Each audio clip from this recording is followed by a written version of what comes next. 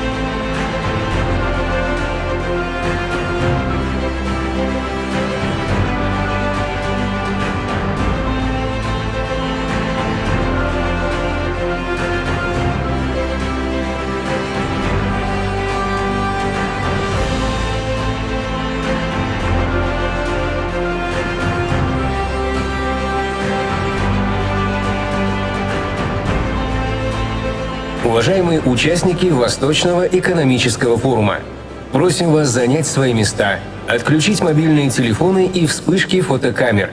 Пленарное заседание начинается. Dear participants of the Eastern Economic Forum, you are kindly requested to take your seats, switch off your mobile phones and disable the flash on your cameras.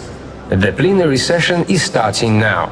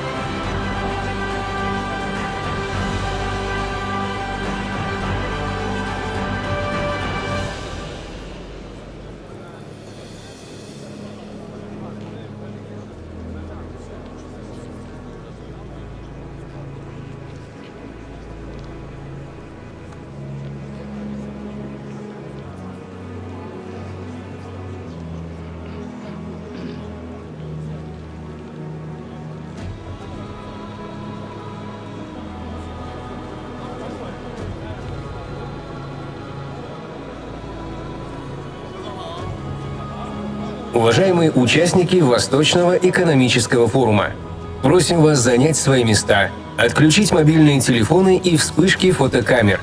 Пленарное заседание начинается. Dear participants of the Eastern Economic Forum, you are kindly requested to take your seats, switch off your mobile phones and disable the flash on your cameras. The plenary session is starting now.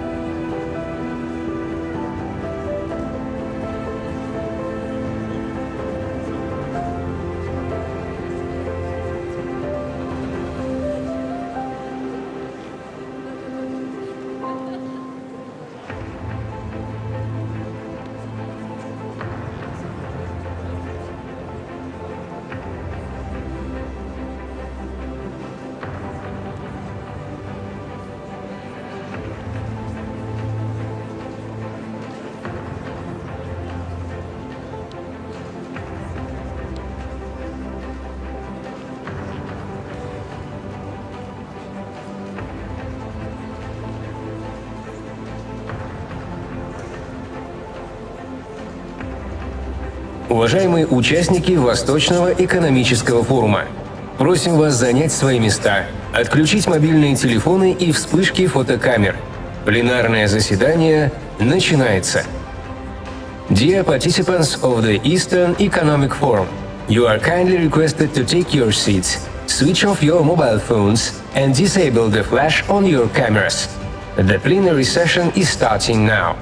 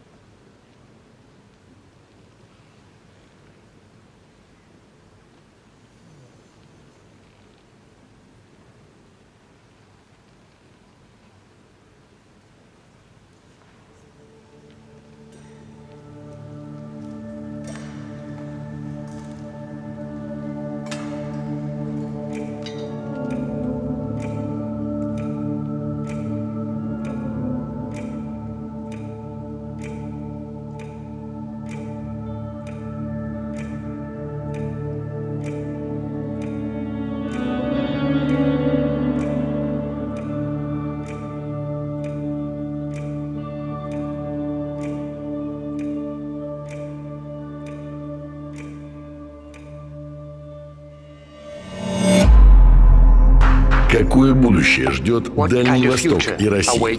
Ответ на этот вопрос находится здесь. Россия будет частью многополярного мира, богатой и высокотехнологичной страной. На Дальнем Востоке России и в Арктике правительством созданы уникальные условия для развития бизнеса, готовая инфраструктура, обеспечение землей, особый режим использования иностранной рабочей силы без квот, гарантия неизменности условий в рамках реализации инвестиционных проектов. По территории региона проходят важнейшие транспортные коридоры, going through связующие the большое the most евразийское important пространство. transport corridors that Дальний bring Восток, together ворота the России greater для Eurasian всего space. The Russian Far East Азиатско-Тихоокеанского is региона Russia's и gateway to the участников Asia-Pacific as well as for объединения the BRICS. participants of the Вместе BRICS мы Association. ищем общие пути Together we're сотрудничества searching for в common нестабильном ways мире, of потому что cooperation in an понимаем, unstable world because we мировая торговля – это understand that инструмент world trade развития, is а a не tool for давления. development rather than Россия открыта pressure. для Russia сотрудничества is и open повернута to лицом к cooperation мировому and сообществу. it turns Восстановление towards популяции the камчатского кречета и другие природоохранные проекты community. Reviving объединяют the сегодня Kamchatka Deer Park тысячи and людей population из and other разных стран. environmental projects bring thousands of people together Международные from dozens of территории countries. опережающего развития на International Дальнем Востоке advanced development становятся territories in драйверами the Russian удобной Far East промышленной turn кооперации. into a driver Цифровизация for стирает convenient расстояние industrial и повышает cooperation, эффективность целых digitalization, отраслей. bridges distances and Передовые helps raise the разработки efficiency of whole дальневосточных компаний industries. и ученых Cutting вносят edge существенный discoveries вклад of в технологический the Far суверенитет Eastern России. scientists Дальний and Восток companies are an становится important все более contribution to Russia's комфортным для technological жизни. sovereignty. Главной This region is ценностью becoming региона increasingly являются comfortable for люди, life, and the most настоящие important treasure of the герои region is нашего people времени. who С are the true использованием современных heroes of our технологий, с опорой times, на родную using землю. modern Именно они technologies делают Дальний Восток краем and counting upon безграничных their возможностей land, they и turn местом this силы place России. into a region Дальний for Восток infinite 2030. opportunities and Russia's Объединим power усилия, pole. создавая The возможности. Russian Far East 2030, bringing efforts together for creating new opportunities.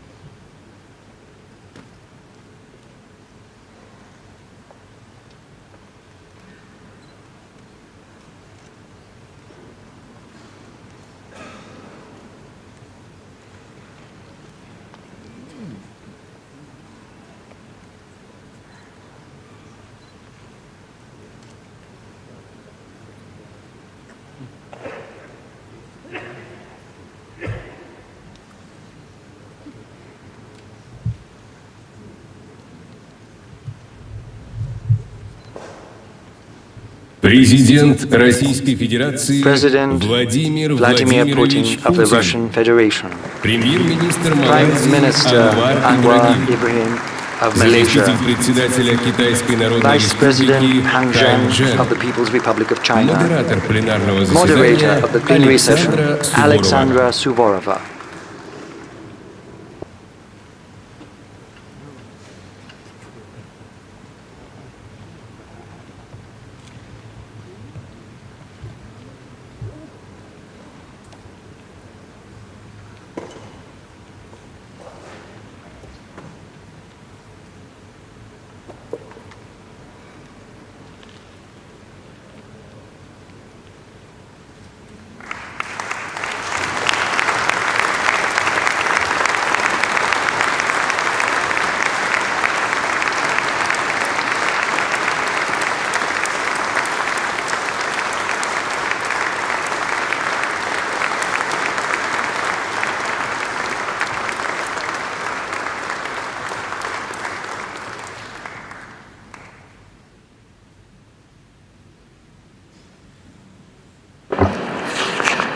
Добрый день, рада вас приветствовать Good на afternoon. пленарном заседании Glad to welcome you Восточного to the экономического plenary форума. session of the В этом Eastern году Economic его Forum. тема звучит This year, так: «Дальний the theme Восток of the forum 2030. Объединим the Far усилия, East создавая возможности». 2030, joining efforts Владимир Владимирович, together вы for уже не creating единожды new говорили о том, opportunities. что приоритет на весь 21 век – President, это for развитие Дальнего Востока.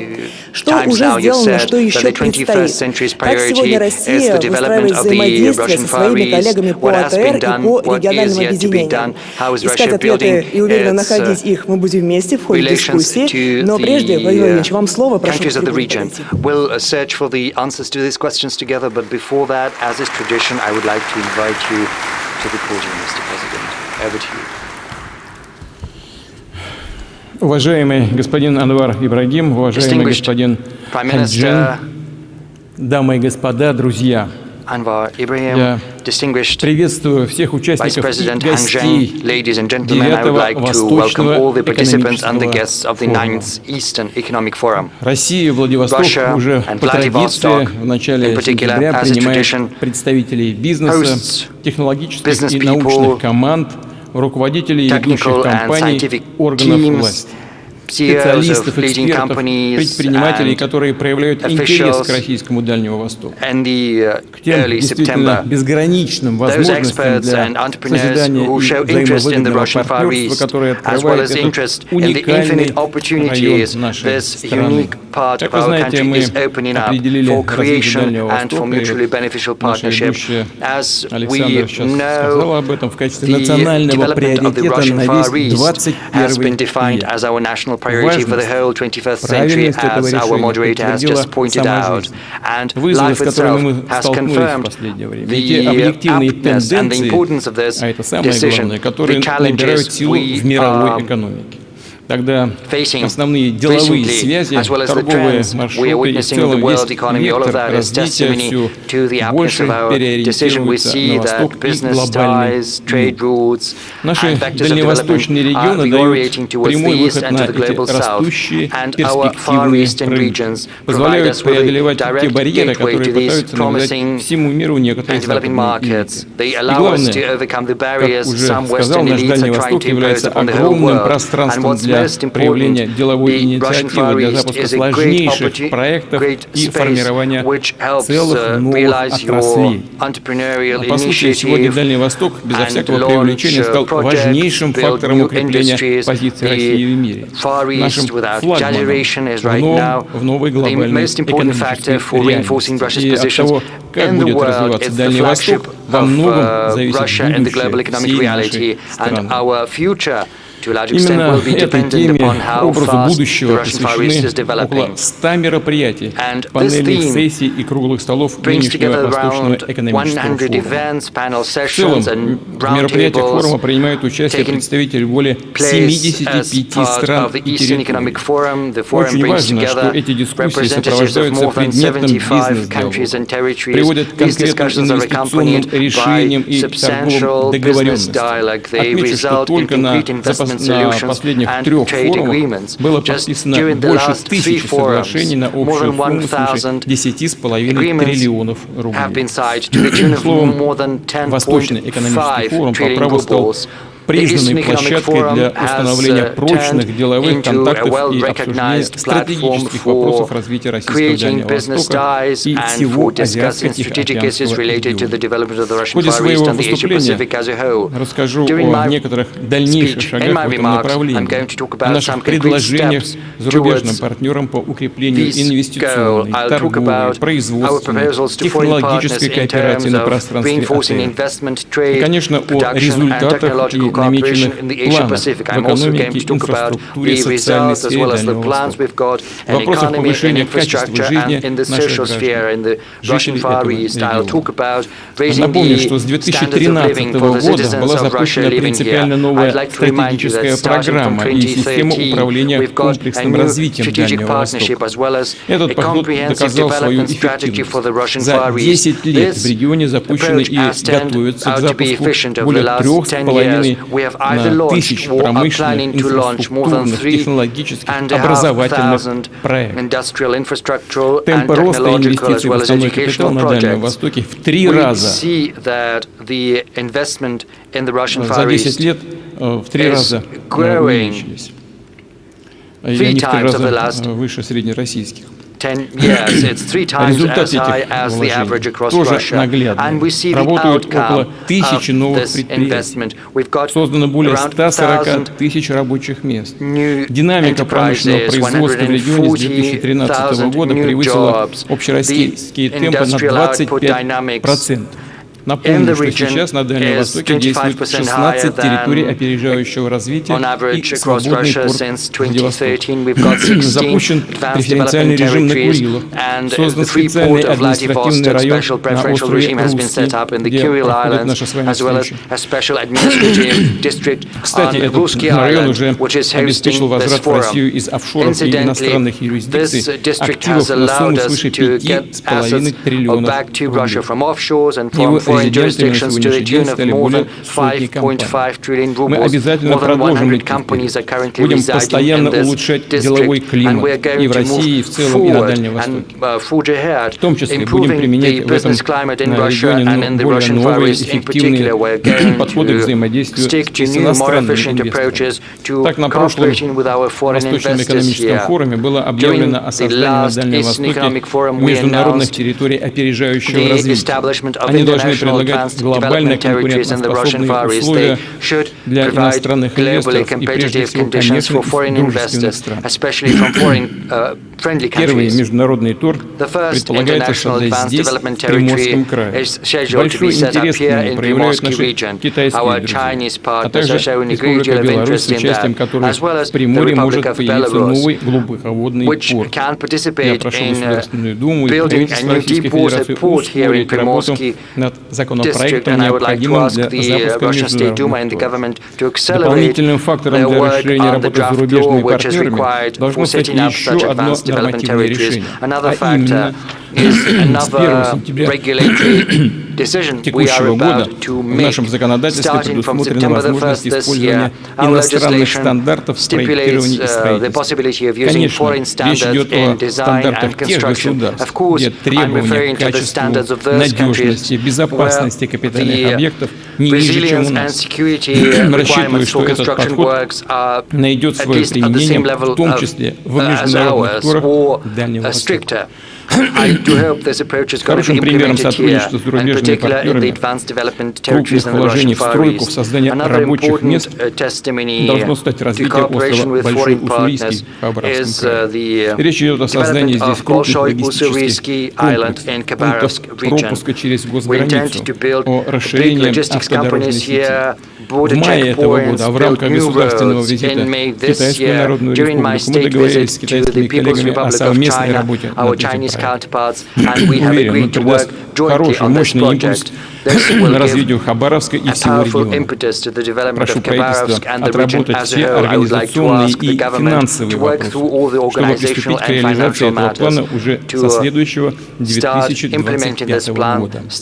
Конечно, одним из ключевых вопросов для старта деловых инициатив в обрабатывающей промышленности, в жилищном строительстве и обновлении транспортной сети во всех сферах и отраслях является снабжение электроэнергией. Объем энергопотребления на Дальнем Востоке растет.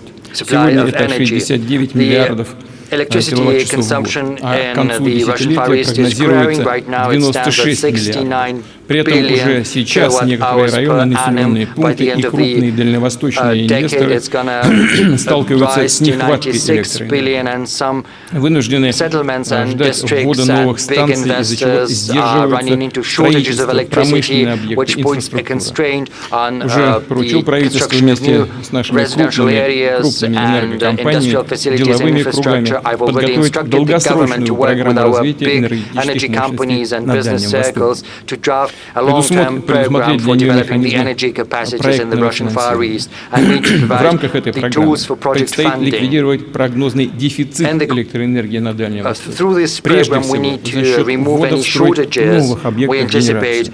Например, таких как Нижнеозерская ГЭС в Амурской области, которая будет не только снабжать электроэнергией сам регион и восточные полигоны железных дорог, но и поможет защитить территории, населенные пункты от паводков. Также прошу подумать о строительстве на Дальнем Востоке атомных электростанций. Вчера тоже об этом сказали. Подчеркну, план развития электроэнергетики должен учитывать как текущие, так и перспективные потребности бизнеса и граждан. Долгосрочные задачи, которые стоят перед нашими субъектами Федерации, городами и населенными пунктами. Это в полной мере относится и к укреплению транспортных, логистических возможностей Дальнего Востока, да и всей страны. Здесь самый значимый крупный проект – это, конечно же, расширение восточного полигона железных дорог. За последние 10 лет на Транссибе и Баме построено более 2000 и модернизировано свыше 5000 километров пути. Возведено и реконструировано более 100 мостов и тоннелей, в том числе через реку Гену, Бурею, Селингу. По итогам текущего года провозная способность восточного полигона железных дорог должна вырасти до 180 миллионов тонн. В этом году мы запустили очередной, третий этап развития этой важнейшей транспортной артерии. Работы ведутся, они развернуты. Подчеркну, предстоит не только расширить узкие места магистралей, ввести в строй более 300 объектов, включая дублеры Северомуйского, Кузнецовского, Кадарского тоннеля, а также мост через Амур. Задача гораздо более масштабна. Так, например, на всем протяжении БАМа предстоит проложить сплошные вторые пути. При этом уже сейчас нужно думать о перспективе. Считаю, что нам нужно сделать БАМ не только полностью двухпутным, но и электрифицировать эту магистраль. В ближайшие 8 лет на восточном полигоне предстоит уложить 3100 километров железнодорожного полотна. Для сравнения, столько же было уложено в рамках первого и второго этапа расширения БАМа и Транссиба вместе взятых. И столько же в годы строительства БАМа с 1974 по 1984 год. Сегодня мы реализуем проект, который по масштабу больше самого крупного инфраструктурного инвестиционного проекта Советского Союза, реализованного всеми республиками СССР, причем с огромным напряжением сил. Подобно Транссибу, континентальной артерии должен стать новый автотранспортный коридор от Санкт-Петербурга до Владивостока. Причем речь не только об увеличении объемов грузоперевозок и повышении качества автомобильного сообщения. Со строительством коридора получит развитие и внутренний туризм. Весь маршрут трассы проходит через десятки регионов Российской Федерации. Коридор развивается поэтапно. В декабре прошлого года открыта современная автомагистраль между Москвой и Казанью. В конце текущего года она должна дойти до Екатеринбурга, а затем до Тюмени. Также будут построены обходы Омска, Новосибирска, Кемерово, Канска. В дальнейшем, когда современная дорога достигнет Владивостока, автотранспортный коридор будет насчитывать более 10 тысяч километров, включая подъезды к пунктам пропуска через государственную границу России. В этой связи напомню о задаче, которая была поставлена в послании Федерального собрания, а именно сократить очереди на границе, снизить типовое время досмотра грузового автотранспорта. Это не должно превышать 10 минут. Уже в 2026 году нужно выйти на этот результат на первых 5 пограничных переходах Дальнего Востока. Кстати, на железнодорожных переходах уже сейчас достигнута хорошая динамика по скорости обработки грузов на границе. Подчеркну, и на восточном полигоне железных дорог, и на всех крупных автодорожных объектах России развернута действительно большая работа. В ней задействованы специалисты, инженеры, проектировщики из многих регионов нашей страны. Своим интенсивным трудом, ответственным подходом к делу они доказывают, что Россия может и готова строить быстро, много и качественно, реализовывать инфраструктурные транспортные проекты национального и в полном смысле этого слова глобального масштаба. Среди таких проектов развитие Северного морского пути как международного логистического маршрута. За последние 10 лет его грузопоток вырос почти на порядок. Если в 2014 году по Севморпути было перевезено всего 4 миллиона тонн грузов, то в прошлом году уже более 36 миллионов тонн. Это в 5 раз больше рекорда советского времени. Будем и дальше наращивать грузопоток, в том числе за счет активного освоения арктических месторождений, перенаправления грузов с запада на восток за счет увеличения транзита. Масштабный план развития Северного морского пути развернут. Мы строим ледоколы, развиваем спутниковую группировку, укрепляем береговую инфраструктуру, сеть аварийно-спасательных центров, чтобы раскатать новые логистические маршруты. 2 года назад по Северному пути были запущены каботажные рейсы. Сегодня в этой схеме 14 портов северо-запада, Арктики и Дальнего Востока. Отмечу, что по итогам прошлого года мощность российских портов в границах Северного пути превысила 40 миллионов тонн. Разумеется, считаем, что это только начало. Будем и дальше наращивать их возможности, модернизировать перевалку грузов, расширять ближние и дальние железнодорожные подходы к ним. В том числе это позволит нарастить мощности Мурманского транспортного узла до 100 миллионов тонн, а в перспективе, конечно же, и выше. Отмечу, что в развитии Мурманского транспортного узла заинтересованы и наши партнеры по евразийской интеграции. Так, коллеги из Беларуси, которые я упоминал, предметно рассматривают перспективы развития портовой инфраструктуры и своих терминалов на Кольском полуострове. И мы, конечно, приглашаем к работе в этом проекте другие страны. Знаю, что заинтересованность в этой работе есть. Добавлю, что все крупные транспортные логистические инициативы России реализуются с привлечением передовых инженерных, цифровых и экологичных решений, что обеспечивает дополнительный спрос на продукцию отечественных машиностроительных и металлургических предприятий, на услуги строительные и других отраслей науки и высокотехнологичного бизнеса. Именно так, на основе самых современных подходов, с учетом качественно возросших технологических, экономических, образовательных возможностей всей страны, необходимо решать задачи стратегического развития Дальнего Востока, включая дальнейшее освоение такой сильной базовой отрасли региона, как нефтепромышленность. Сегодня на Дальнем Востоке добывается весь российский вольфрам. Плавиковый шпат и борные руды. 80% алмазов и урана. Больше 70% серебра, 60% золота страны. Вместе с тем, в ключевых центрах добычи, в том числе в Якутии и на Чукотке, запасы разрабатываются давно и объективно ограничены, а спрос на полезные ископаемые растет, причем не только на экспорт, но и на нашем внутреннем рынке.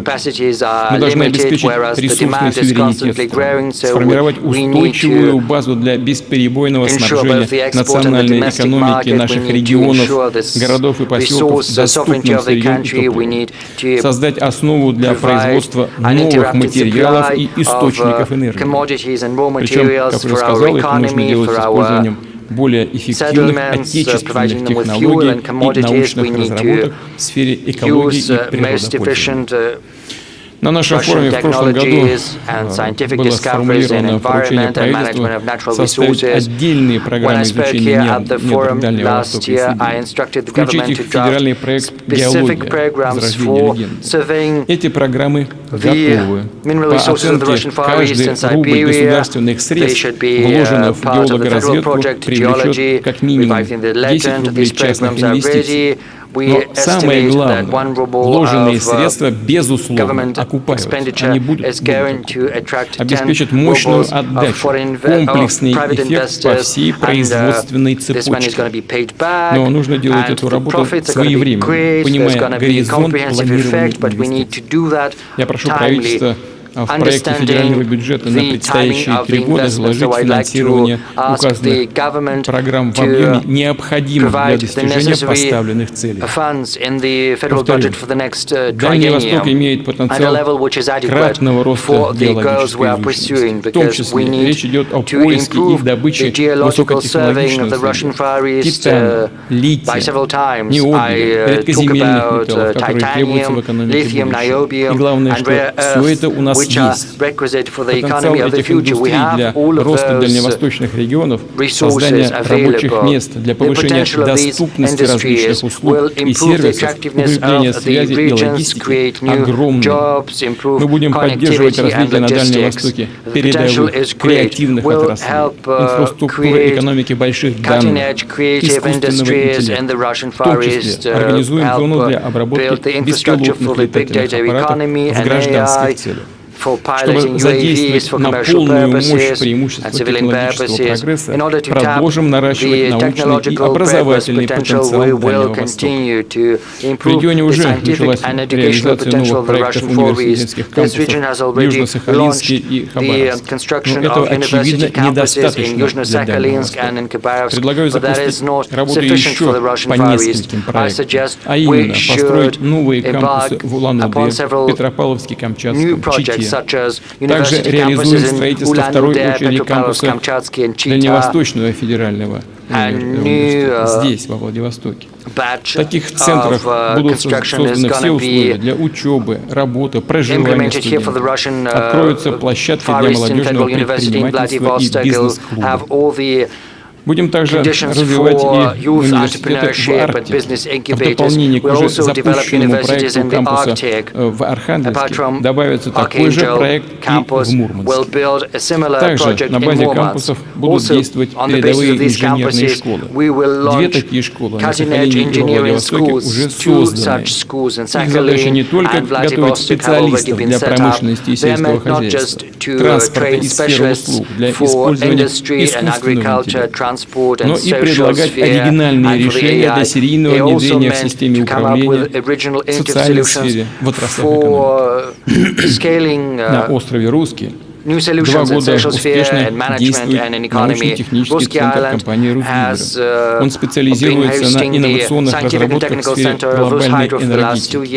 Они уже активно применяются в программе технического перевооружения энергетического комплекса Дальнего Востока. Также с участием наших ведущих компаний будет создан еще один крупный инновационный научно-технологический центр на острове Русский.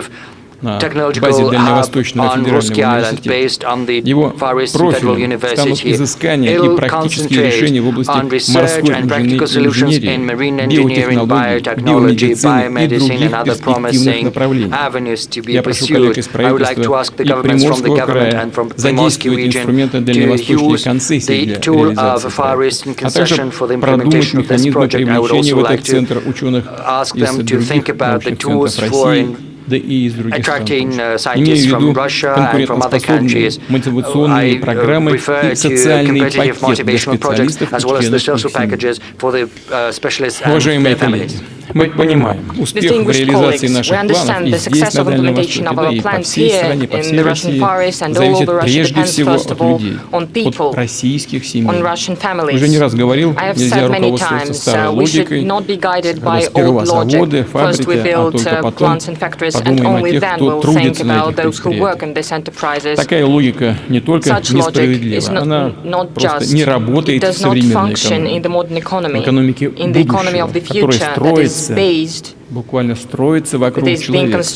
Именно поэтому вместе с новыми экономическими планами на Дальнем Востоке мы развернули и крупные социальные инициативы, запустили механизм единой субсидии. С ее помощью строятся и реконструируются школы и детские сады, поликлиники и больницы, спортивные комплексы, благоустраивается городская среда, идет обновление инфраструктуры. На сегодняшний день уже построено почти 2000 almost 2,000 social and infrastructure facilities. Unified subsidy has become a powerful financial leverage for the mechanism of Far Eastern concession. Its task is to attract private investment to social projects. Business companies have already invested more than 120 billion rubles for these purposes, and 36 such initiatives are already being implemented. For instance, here in Primorske region, a year-round ski resort is being built. In Ulан-Udэ, National Museum and Theatre. In Petropavlovsk-Kamchatsky, a new public center is going to appear. In Khabarovsk, an art museum. In Magadan and Chita, sport facilities are being built. There, in Chita, as well as in Birbidjan, urban lighting is being fully modernized. Of course, we'll continue to support the work of Far Eastern concession. We'll keep adjusting it for the benefit of citizens and for the opportunities of business. What I would like to underline as well, today, in the context of the state and private partnership, schools, airports, bridges, highways are being built all over the country, public transport is being renewed, but the volume of such projects is not very high, less than 3% of GDP or 4.4 trillion rubles. To develop this sphere more intensively, we need to improve relevant legislature and the mechanism of the work of the state and private partnership. We should make the risks for all the parties, the authorities and the business transparent, and they should be divided in a just way. For instance, when we implement publicly important projects, knowing the experience and established practices on the projects of technological sovereignty, I propose that the Cooperation of Development VEB.RF be one of the obligatory participants of the projects in state and private partnership. If the cooperation would control the system of risk allocation, it would confirm the benefit of the project for the state as well as for the business. We have already spoken about this with Sergei Ivanovich, and the corporation is ready for that. The same goes for the project of financing, project financing factory that stimulates private investment. So I ask the government together with VEB determine the specific parameters and scale for deals in the context of state and private partnership that should be implemented with the obligatory participation of the VEB. Going further, it's important for the private investment to be attracted, having long-term plans of development of industries and territories, as well as our settlements, cities, towns and villages for their comprehensive development. For comprehensive development, that is why we actively promote principally new instruments to improve the quality of life of people. They are called master plans. Many people know about it. Our Russian colleagues mostly know about that. We have already confirmed such plans for 22 administrative centers and urban agglomeration of the Russian Far East, where more than 4 million people live. For instance, for a satellite city of Vladivostok, this master plan will unite in one logic of development a whole agglomeration of Vladivostok, Artyom and Nadezhdinsky district. And we should start implementing it since the next 2025 years. What is the specifics, the meaning of the approach of these new master plans? We need to see what was done before on the local level. Economic and urban planning authorities were not interacting effectively. Economy, business were developing by themselves, mostly construction, utilities, social infrastructure were separate. As a result,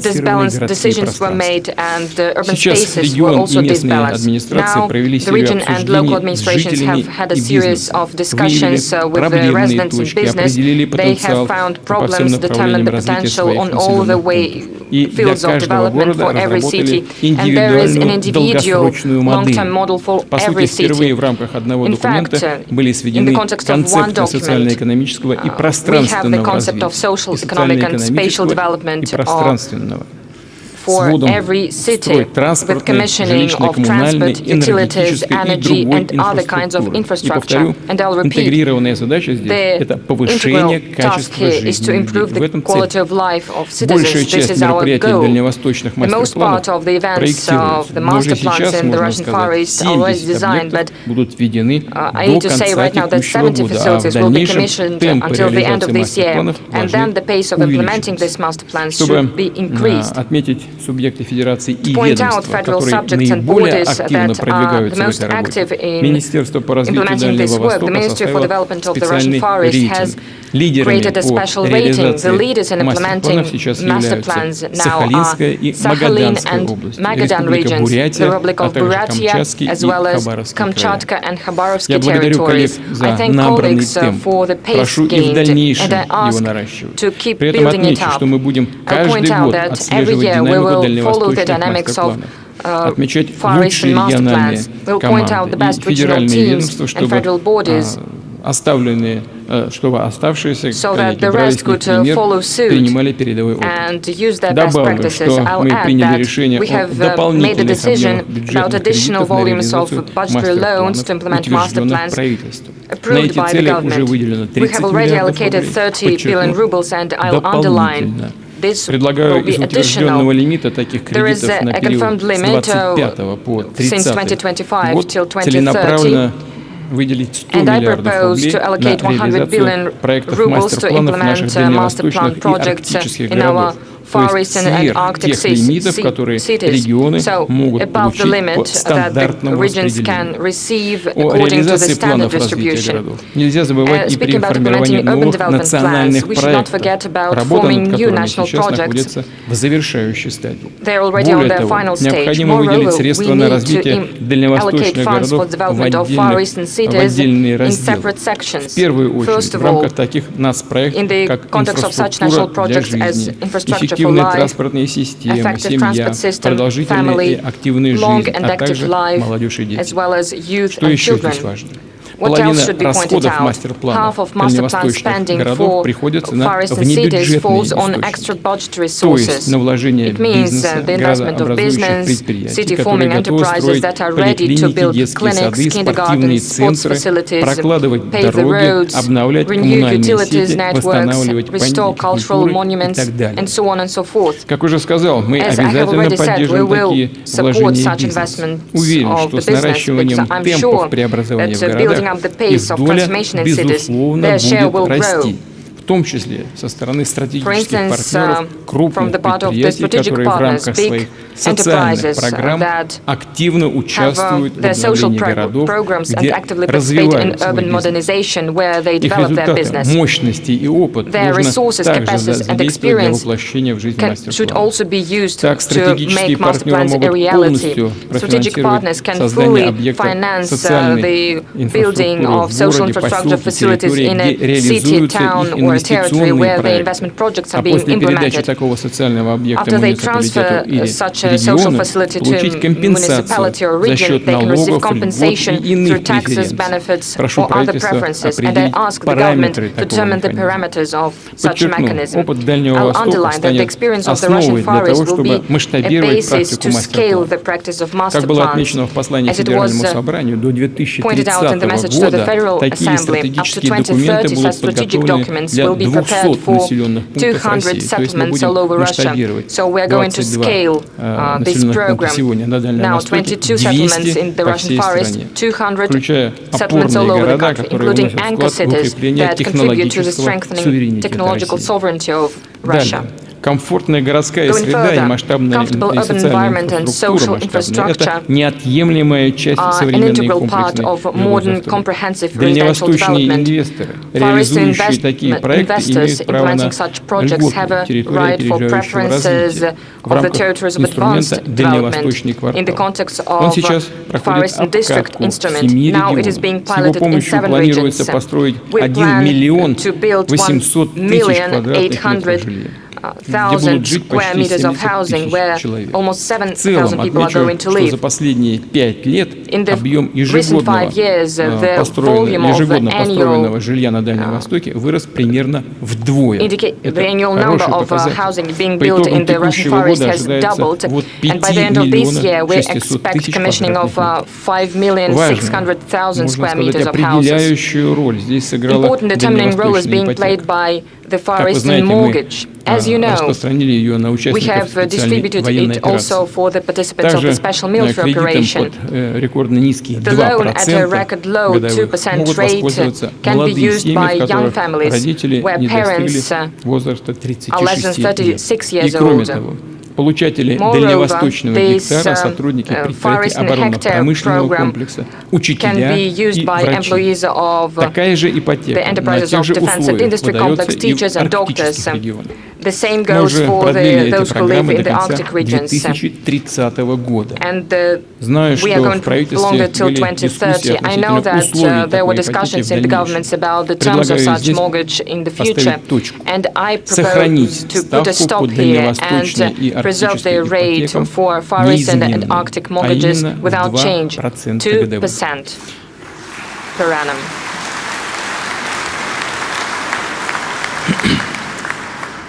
Добавлю, что с прошлого года в Приморском крае семьи, в которых рождается третий ребенок, имеют право получить выплату на погашение ипотечного кредита в увеличенном размере. Не 450 тысяч рублей, как по всей стране, а 1 миллион рублей. Мы договорились, что выплату в аналогичном размере, то есть 1 миллион рублей, нужно ввести для многодетных семей во всех дальневосточных регионах, где коэффициент рождаемости ниже среднего федерального. Я прошу коллег ускорить принятие нормативных актов, чтобы эта мера заработала с 1 июля текущего года, то есть, по сути, задним числом. Отдельно хочу остановиться на очень важных вопросах для семей, для наших граждан, которые живут, что называется, вдали от большой земли, в труднодоступных небольших городах и поселках Дальнего Востока и Арктики. Наша задача обеспечить регулярное, бесперебойное снабжение этих населенных пунктов, сократить сроки и стоимость доставки грузов. В прошлом году был принят закон о северном завозе. Теперь он планируется централизованно на федеральном уровне. Его использование координируется на местах в регионах. Перевозка и обслуживание грузов жизнеобеспечения получили приоритетный транспорт. На закупку и доставку северного завоза могут выделяться бюджетные кредиты. Получит развитие и опорная транспортно-логистическая сеть северного завоза, включая автодороги, железнодорожные станции, морские и речные порты и аэропорты. Со следующего года начнет работать единый морской оператор северного завода. Пока в пилотном режиме он будет перевозить грузы на Чукотки. В дальнейшем мы расширим географию его работы на Якутию, Камчатский край, Архангельскую область и Красноярский край. Отдельная тема связана с медицинским обслуживанием граждан, которые живут в труднодоступных регионах, городах. На Дальнем Востоке есть населенные пункты, до которых можно доехать только по железной дороге. При этом там не хватает специалистов для проведения диспансеризации, профосмотров, оказания медицинской помощи. С сентября этого года в 5 дальневосточных субъектах Федерации, а со следующего года в 8 субъектах начнет курсировать передвижной консультативно-диагностический центр. По сути, этот поезд представляет собой настоящую современную поликлинику и аптеку на колесах с современным оборудованием и врачами-специалистами. Они смогут проводить широкий спектр исследований, консультироваться с коллегами из ведущих научных центров России, использовать технологии искусственного интеллекта для формирования медицинского заключения и, конечно, оказывать профессиональную помощь, доступ к которой необходим всем гражданам страны, независимо от места проживания. Хочу поблагодарить в этой связи компанию РЖД, всех врачей, медсестер, железнодорожников, других специалистов, которые участвуют в этом благородном и таком нужном для людей проекте. Прошу правительство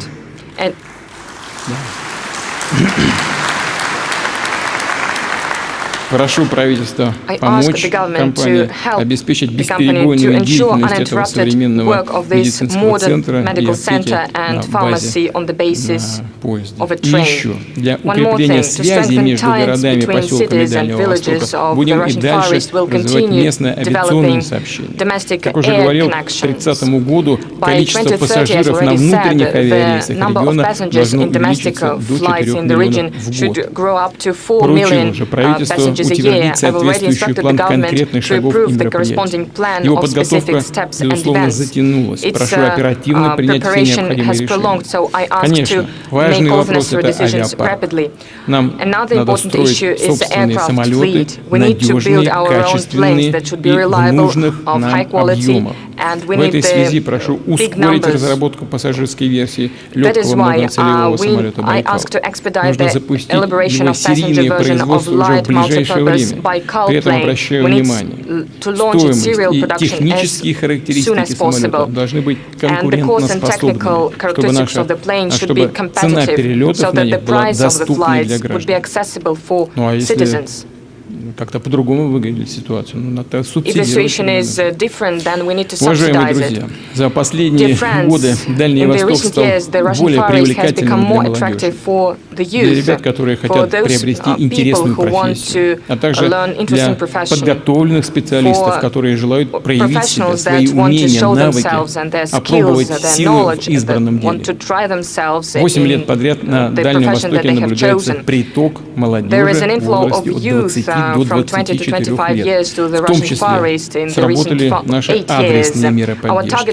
Так, в рамках программ «Земский учитель», «Земский доктор» и «Земский фельдшер» были вдвое увеличены единовременные выплаты для педагогов и врачей, которые переезжают работать в села и поселки Дальнего Востока, до 2 миллионов рублей. Для медицинских работников среднего звена до 1 миллиона. Мы уже договорились продлить эти программы до 2030 года и при этом сохранить повышенный двойной дальневосточный коэффициент выплат. Еще одно решение касается программы «Земский работник культуры». Она призвана поддержать сотрудников сельских клубов, домов творчества, библиотек, музыкальных школ, музеев, то есть тех людей, которые, по сути, сберегают наш культурный суверенитет, идентичность, наши традиционные ценности, воспитывают молодых людей. Прошу правительства начать реализацию этой программы с 1 января будущего года. И, конечно, для работников культуры, которые едут в небольшие населенные пункты на Дальнем Востоке, нужно предусмотреть повышенные дальневосточные коэффициенты разовых выплат, а также предусмотреть для них возможность участия в программе дальневосточной ипотеки. Добавлю, что мы обязательно продолжим создание на Дальнем Востоке новых музеев. И в рамках этой работы поручаю увековечить память о Курильской десантной операции августа-сентября 1945 года, которая стала одним из последних сражений Второй мировой войны.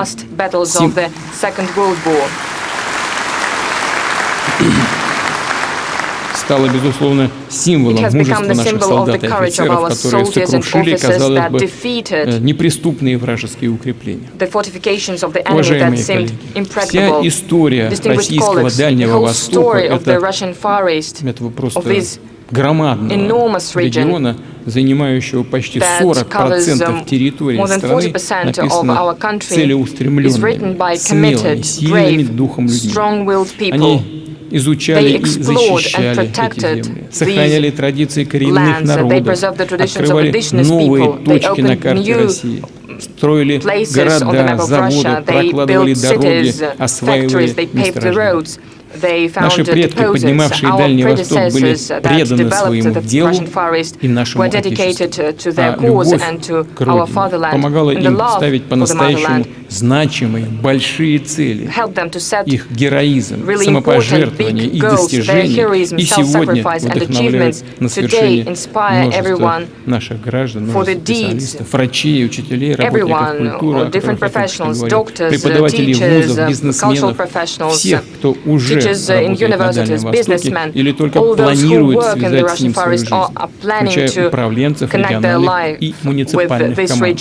С 2022 года в Commons. Since 2022, работает программа Муравьев-Амурский для подготовки кадров на государственную службу. Ее действие расширено и на Арктику. Программа востребована. Конкурс высокий, до 80 человек на место. Молодые, амбициозные люди видят, что развитие Дальнего Востока и Арктики – одна из самых интересных и самых перспективных задач, которые стоят перед нашей страной. И мы обязательно продлим программу Муравьев-Амурский как минимум до 2030 года. Я повторю, нам вместе, органам власти всех уровней, деловому сообществу, общественным организациям, гражданам предстоит принять деятельное участие в реализации новых национальных проектов и программ, чтобы они получили широкое дальневосточное измерение, помогли сделать шаг вперед в развитии этого стратегически значимого региона России, повышение качества жизни людей.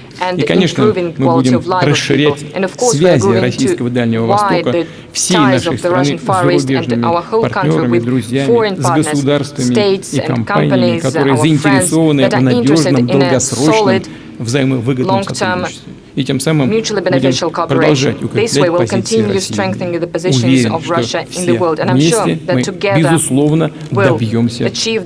Благодарю вас за внимание. Спасибо. Thank you very much.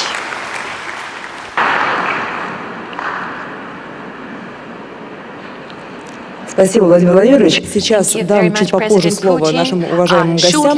Прежде у меня пара уточняющих вопросов. Если посмотреть на данные Росстата за 2023 год, то численность Дальнего Востока в целом составляет чуть больше 7,8 миллиона человек. При этом за тот же самый период мы видим уже миграционный рост и плюс в 3 регионах – это Камчатка, Якутия и Чукотка. Мы уже отметили, что за последние 8 лет также прирост и молодежи, которая сюда приезжает. Но в целом назвать ситуацию стабильной сложно. В 2021 году, и вы об этом говорили накануне, был миграционный приток, в 2023 небольшой, но отток. А в своем выступлении вы отметили, что одна из тех мер, которая позволит стимулировать людей оставаться на Дальнем Востоке, это, конечно, те мастер-планы, о которых сейчас идет речь. Вот как вы считаете, чтобы улучшить жизнь на Дальнем Востоке, что еще нужно сделать? Надолго уйти, это я понимаю, да? I understand it could take a long time to answer this question. Definitely. We certainly need to do more than we have done up until now, but at least we need to focus our attention on two major aspects. First one, we need to constantly improve the environment and conditions of living here in the region. We need to create more workplaces. And secondly, we need to make sure that living in this region is comfortable and pleasant.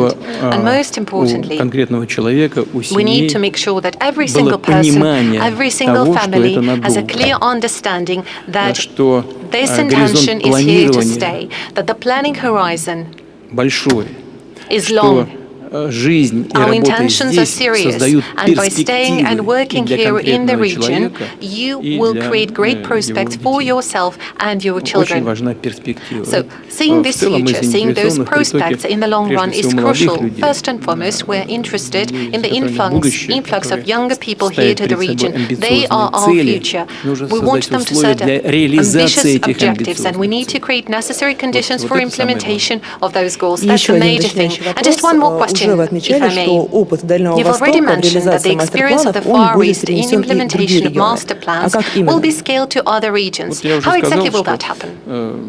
I've mentioned already that a certain novelty, if you could actually call it a novelty, is that we need to combine our spatial development and economic development.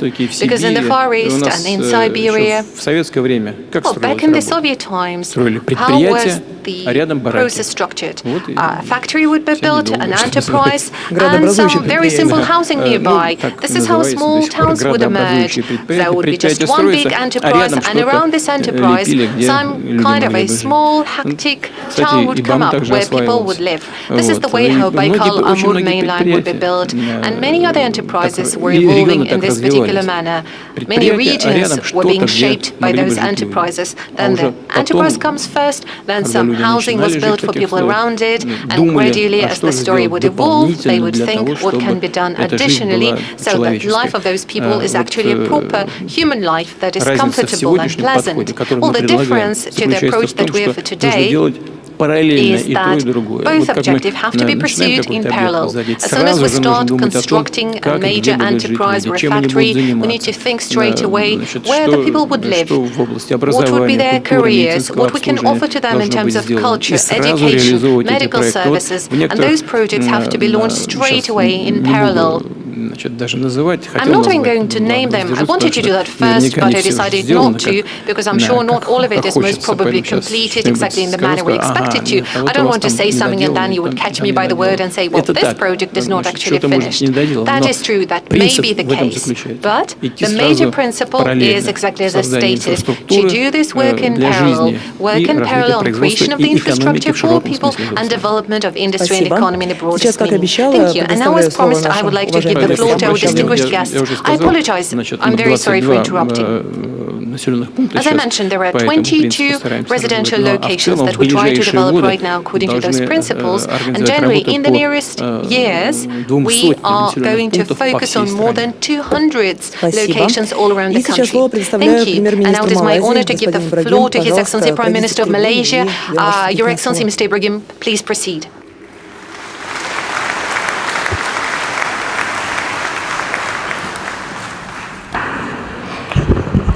Здравствуйте.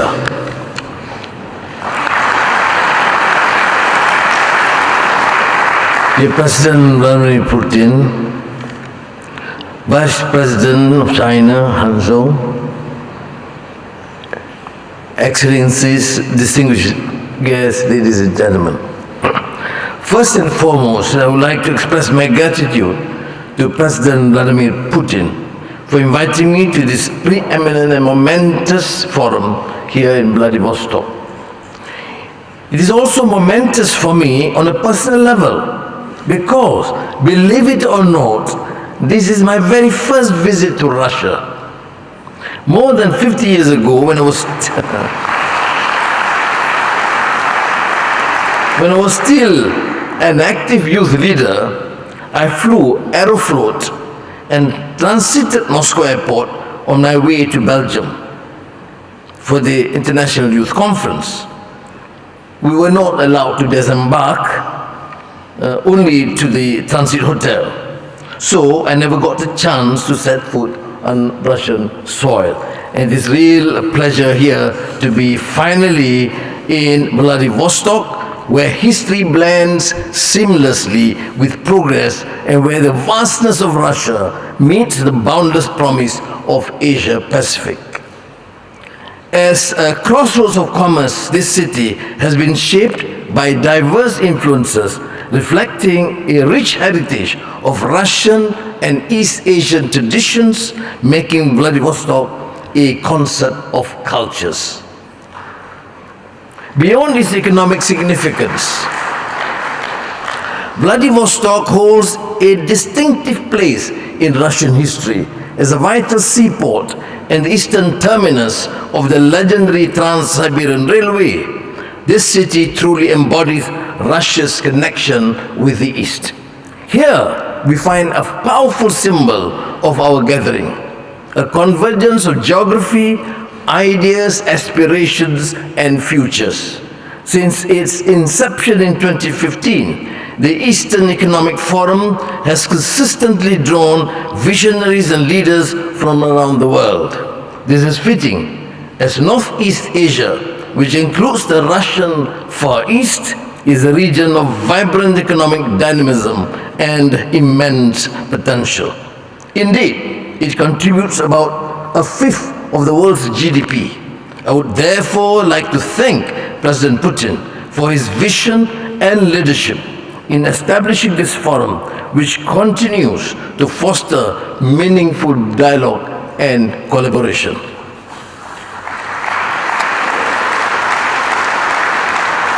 Ladies and gentlemen, Russia is not just a strategic and economic reality that commands attention. Indeed, as a cultural, intellectual, and scientific force, Russia's prominence on the global stage transcends the confines of commerce and geopolitics, reaching deep into the very fabric of human history and thought. Russia's preeminence stems not from military might or economic leverage, crucial as that may be, but from the enduring power of ideas, the beauty of artistic expression, and an unwavering pursuit of knowledge. These achievements form the bedrock of the remarkable soft power, earning Russia a place of global respect and admiration, influencing the hearts and minds of people around the world. For me personally, this influence is most powerfully felt in literature.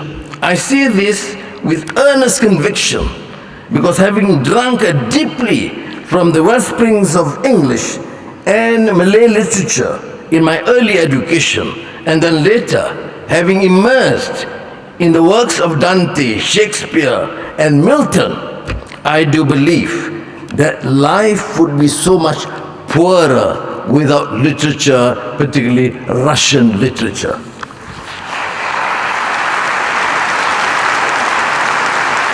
In this regard, I can't sing enough praises for the great Russian authors and poets who have explored the profound complexities of life, unparalleled insight, and whose works have had a lasting impact on my understanding of society and human condition. For instance, the works of Fyodor Dostoevsky and Leo Tolstoy, just to name a few, delve into the moral and philosophical dilemmas that define what it means to be human. While Dostoevsky challenges us to engage with the intricacies of faith, doubt, and the human soul, Tolstoy invites us to reflect on the nature of power, responsibility, and the passage of time. Transcending the literary significance, the appreciation of Russian literature manifests the depth of this great nation's impact on global thought and its capacity to inform our understanding of our own ideas, roles within the border currents of history. Furthermore, the appeal and power of Russian literature extends beyond its philosophical underpinnings. Writers like Chekhov, Pushkin, Pasternak, and also my favorite Tsarina Anna Akhmatova have brought to life the joys, sorrows, and struggles of everyday existence with a realism that has resonated with me deeply.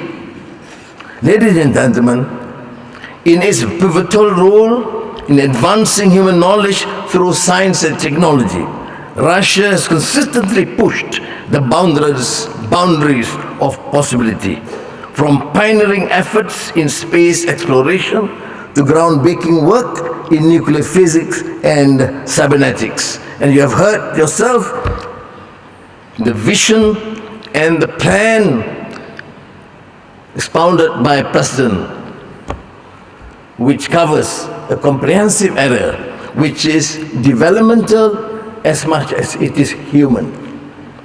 These contributions reflect a deep-seated commitment to understanding and mastering the natural world, underscoring Russia's importance in the collective progress of humanity. We are witnessing a troubling trend of protectionism that threatens to fragment the global economy. The rise of tariffs, trade barriers, and restrictions on technological exchange constitute troubling developments. In this regard, the rise of the global south does not signify merely a shift of economic power, but a reconfiguration of global influence, encompassing countries across Asia, China, India, Africa, and Latin America, the Global South is on a trajectory to play a pivotal role in reshaping the future of the world economy. According to recent estimates, the Global South now accounts for roughly 40% of the world's economic output and is home to about 85% of the global population. By 2030, it is projected that 3 of the 4 largest economies will be from the Global South. This rise is a reality that presents both challenges and opportunities. For Malaysia, it is essential that we build strong ties to share the growth and to contribute to a more balanced global order. Like Russia, we see the potential of these developing economies, and we are committed to fostering partnership that can drive mutual prosperity. In this vein, Malaysia is actively pursuing opportunities within the Global South and joining fellow nations that seek to create a new paradigm of development, one that is more inclusive, equitable, sustainable, and resilient. In a world of increasing complexity, our future prosperity depends on our ability to adapt, innovate, and build relationships that cut across traditional boundaries. The Global South is rising, and Malaysia intends to rise with it. Being an open economy, Malaysia prides itself on doing business with the entire world, and we have benefited greatly from being a vital node in globalized supply chains. Central to this effort is the Madani economic framework, which has implemented structural reform initiatives to trailblaze a more sustainable, inclusive future path for our nation. In Malaysia-Russia bilateral relations, one area ripe for collaboration includes Islamic finance, where Malaysia is regarded as a global leader, boasting a robust ecosystem of institutions that not only adhere to Sharia principles, but also drive innovation in financial investments. Russia, with its sizable Muslim population, stands at the threshold of enormous potential in Islamic finance, and I believe the introduction of Islamic banking in Russia can facilitate joint projects and attract significant investments from Muslim-majority nations. In agriculture, Russia has made remarkable strides, becoming a significant global player in this sector. As one of the world's largest grain producers and exporters, Russia plays a crucial role in ensuring global food security. Russia's agricultural exports has been instrumental in stabilizing global markets amid ongoing supply chain disruptions. Turning to education and research, Russia has a long-standing reputation for excellence, particularly in STEM, science, technology, engineering, and mathematics. Fields Russian universities have consistently ranked among the best globally, producing world-class scientists, engineers, and researchers. The recent establishment of the Russian-Malaysian High-Tech Center in Malaysia underscores our commitment to fostering technological innovation and academic excellence. In facilitating cooperation in developing high-tech solutions, particularly in energy efficiency, data transmission, and smart city technologies, we can harness our collective strength to drive innovation and address the challenges of the 21st century. Additionally, the strive for cutting-edge advancements such as AI and semiconductor technologies should be guided by humanistic and altruistic values to ensure that tech rivalry and inequity do not result in the hindrance of free trade in a more fragmented geopolitical landscape. Ladies and gentlemen, as upcoming ASEAN chair, Malaysia will not only focus on strengthening existing ASEAN mechanisms and institutions, but also find synergies with other regions and key dialogue partners to foster development and prosperity. In forging ahead with this approach, of utmost priority will be the need to reinforce the paramount principles of ASEAN centrality, which constitutes the linchpin for consensus building that in turn binds member states in cohesiveness action. We will intensify engagement with other sub-regions and leveraging ties with our strategic partners, including Russia. In light of this, in applying to join BRICS, Malaysia aims to diversify our economic diplomacy efforts and enhance collaboration.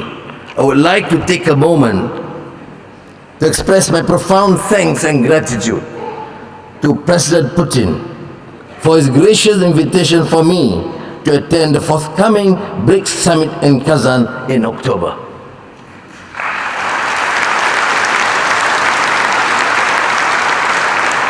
We are entering an era marked by intense superpower rivalry, significant global economic upheavals, as well as trade and technology as tools to consolidate power bases against the growing existential threat of climate change. Together, we should continue to cooperate, speak in a unified voice, and exchange ideas and strategy to best policy practices to build a future of even greater peace and prosperity in Asia and the world. Excellencies, ladies and gentlemen, as we chart the path forward together, let us remember that the true strength of our partnership lies not only in the agreement we sign or the projects that we jointly undertake, but in the shared vision and mutual respect that bind our nation. Bolshoye spasiba. Thank you. Спасибо. Thank you. Thank you very much.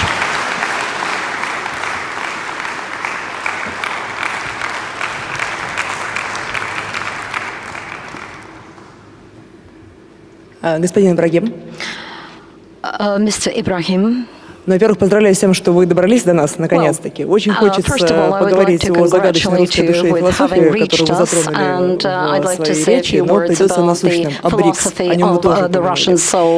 Малайзия хочет присоединиться к объединению. В чем конкретно? Accession of Malaysia to BRICS. What are the benefits of joining BRICS for Malaysia? Well, we are part of the globalized world. We believe in continuing our trade relationship with all. We have traditionally, cumulatively, very strong investments and trade with the United States and Europe. We are building a greater collaboration with China, which has become a stronger bond together, and China remains one of our major and key partners. Russia has been traditionally a good country that we work well diplomatically. But as I said to President Putin last night, there is vast opportunities. Russia has seen its resilience, its capacity to expand in all sectors. Now, being in BRICS would allow us to benefit and share. Malaysia now is this hub for semiconductor in the region. There are some fields that we can share, but there are a lot of other areas we can. But I think the Global South network of BRICS would give us an opportunity to leverage, to ensure that there is a fair trade practices, that the international financial infrastructure is not monopolized by one country or one region. And then essentially it will be beneficial not only to Malaysia, but I think to the global south and naturally to the whole world. Thank you. Спасибо. Владимир Владимирович, when you were talking about the BRICS summit, what are you awaiting from the BRICS summit in Kazan? And in accordance with the results of 2023, $294 million is the trade turnover, $1 billion is the trade turnover of BRICS. How do you assess the possible future developments and de-dollarization? Is this a sign of the present? Well, above all, we are not conducting the policy of de-dollarization. We continue to conduct settlements in dollars. We were kicked out from dollar settlements. But this is not the main point. The main point is that the currency of any particular country reflects the economic power of the country. And the bigger the economy, the more partners it has, the more popular is the currency for trade settlements. Well, it's natural that when you have a lot of partners, economic partners, you use different types of currencies in settlements. So using currencies for settlements depends on the development of the economy. After the Second World War, the United States used the opportunity of the results of the Second World War in the world economy, conducting the Marshall Plan, creating one global Bretton Woods system, which had been reconstructed and have created a single world currency, the dollar. And it all depended and continues to depend on the power, on the capacity of economic growth and the economy of the country. And Prime Minister of Malaysia has just mentioned that trends, there is a shift of development of the economy on a global scale. Global South accounts for more than 50% of GDP. World GDP. Well, the BRICS countries occupy 1/3 in the global economy and account for 1/3 of the global economy. So naturally, as far as the usage of different currencies is concerned, I'd like to say that with our partners in BRICS, the usage of national currency accounts for more than 65% of trade operations, which is quite naturally. Well, the political forces of the United States have been deploying non-professional methods and, in a way, moving us toward that decision. They probably understand the mistakes they have made, but it's far too late for them to turn back. They think and they see that something should be corrected, should be altered, because the instruments they've been using are not working. We are using our national currencies in trade operations, but it's difficult to change the situation now, because in changing anything, they would have to accept making mistakes. So they've been calculating in such a way that we would be destructed, which hadn't happened, but the tendencies are obvious, and the tendencies of development on the global scale are actually moving us towards using national currencies in settlements today. As of today, Chinese economy on the parity of buying capacity is more than half of the world buying capacity.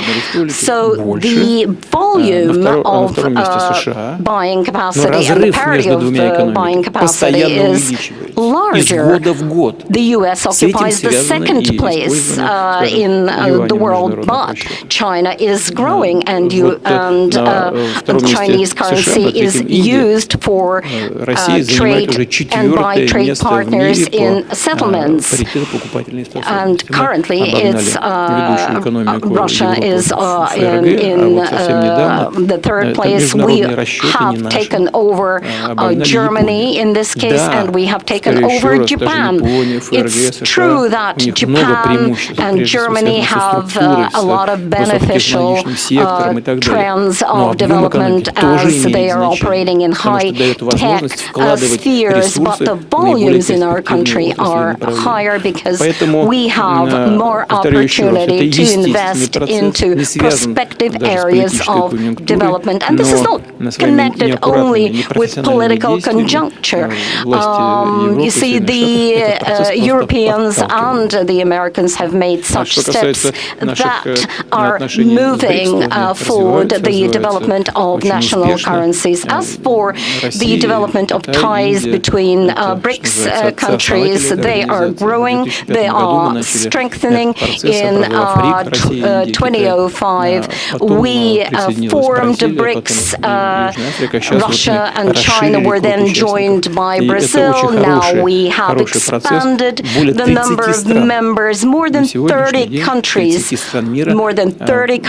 of the world are ready to cooperate and work within the BRICS, and some of them are ready to join BRICS. The countries boast highly developed economies with rich culture, and they will improve the development of this organization. Thank you. И сейчас обращусь к еще одному участнику BRICS. And I would like to turn to one other member of BRICS. I would like to give the floor to Vice President of the People's Chinese Republic, Mr. Han Chen. Welcome.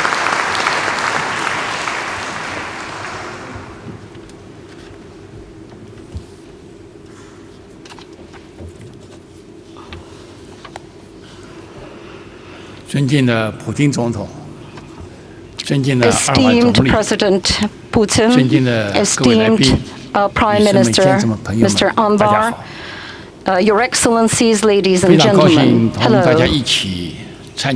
I'm very glad to take part in the 9th Eastern Economic Forum. Allow me, on behalf of the President Xi Jinping, to congratulate you with the beginning of the work of this forum. Vladivostok is a window to the world for the Far East and Eastern countries. And thanks to President Putin, Vladivostok organized the first Eastern Economic Forum 9 years ago. This is a very important foundation for the development of cooperation between Eastern countries. The main topic for our future discussion and development is the development of the Far East and its key role in the development of the Eastern area and the Eastern region. Our main aim is development of cooperation, mutual trust, and mutually beneficial ties. Under the strategic chairmanship of the President of China and the President of Russia, we have been developing the relations between China and Russia in the new era. This year, the presidents have met in Peking and Astana and have drawn up plans for multilateral development of ties between the countries to commemorate the 75th anniversary of the establishment of diplomatic ties between Russia and China. We will overcome all the difficulties following this path, and on this path, solving and resolving the burning issues for our countries and developing mutually beneficial ties in the economy and developing the economy. The Far East and China are geographically close, and they have a lot of benefits in the development of trade, investment, energy and transportation connectivity. Being natural partners, China has been the largest strategic trade partner for the Far East. The trade turnover between Far East and China in 2023 was $33.8 billion, having grown by 54%. Currently, in the northeast of China, we are cultivating the openness of China in connection with the development of ties with the Far East and Russia. The cooperation of Far East and northeast of China is one of the most important issues, and we must point out the successful 8th Russian-Chinese Expo conducted in Harbin. President Putin took part in the opening of this exhibition, and this was laying the foundation for future developed cooperation and ties between our countries. We are ready, together with the Russian government, to be guided by the treaties and agreements on the development of trans-border structures and infrastructures to grow the scale and the quality of our relationship and cooperation, and continue the long-term development of Chinese and Russian relations, to make a contribution into the prosperity and development of the region. On the basis of the changes which have taken place on the international arena, and our hopes towards peace and peaceful coexistence are becoming the main trend.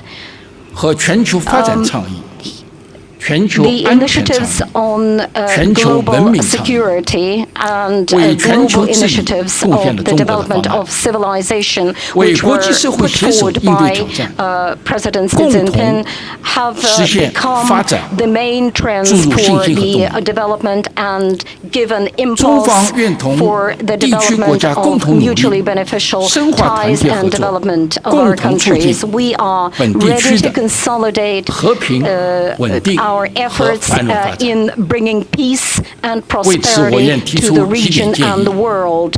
In connection with that, I would like to propose the following. Firstly, to adhere to the principles of openness and inclusivity, to cooperate in the sphere of different trade and cultural ties, and to focus towards mutually beneficial ties and mutual benefits, to counter protectionism and counter unilateral sanctions and pressure on countries. We are ready to strengthen fraternity and on the basis of principles of openness and mutual respect in continuation of mutual development, to foster mutually beneficial cooperation is important in order to achieve high results in the development of Southeastern Asia and for the prospective development of the region as a whole. We're working to find new points of mutually beneficial ties and stable seamless supply chains in such new areas as artificial intelligence, green economy. For the future development of our countries. The third point is to provide for comprehensive security in the region. Security is the foundation of safety. Safety is the result of strengthened security. And the world is developing on a global scale. We need to combat the mentality of Cold War and the usage of double standards. Peace and stability, which are the prerogatives of Northeast Asia, is our main aim. We are ready to strengthen our ties and friendship in order to provide for the security of the whole region and on a global scale.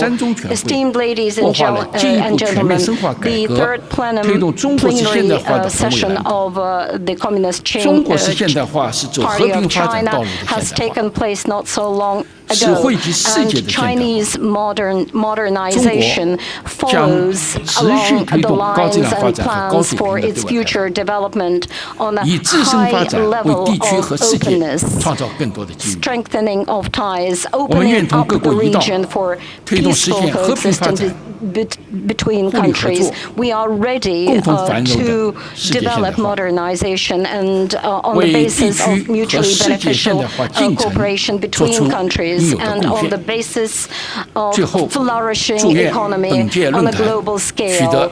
I would like to wish you fruitful work at the forum. Thank you very much for your attention. Thanks a lot.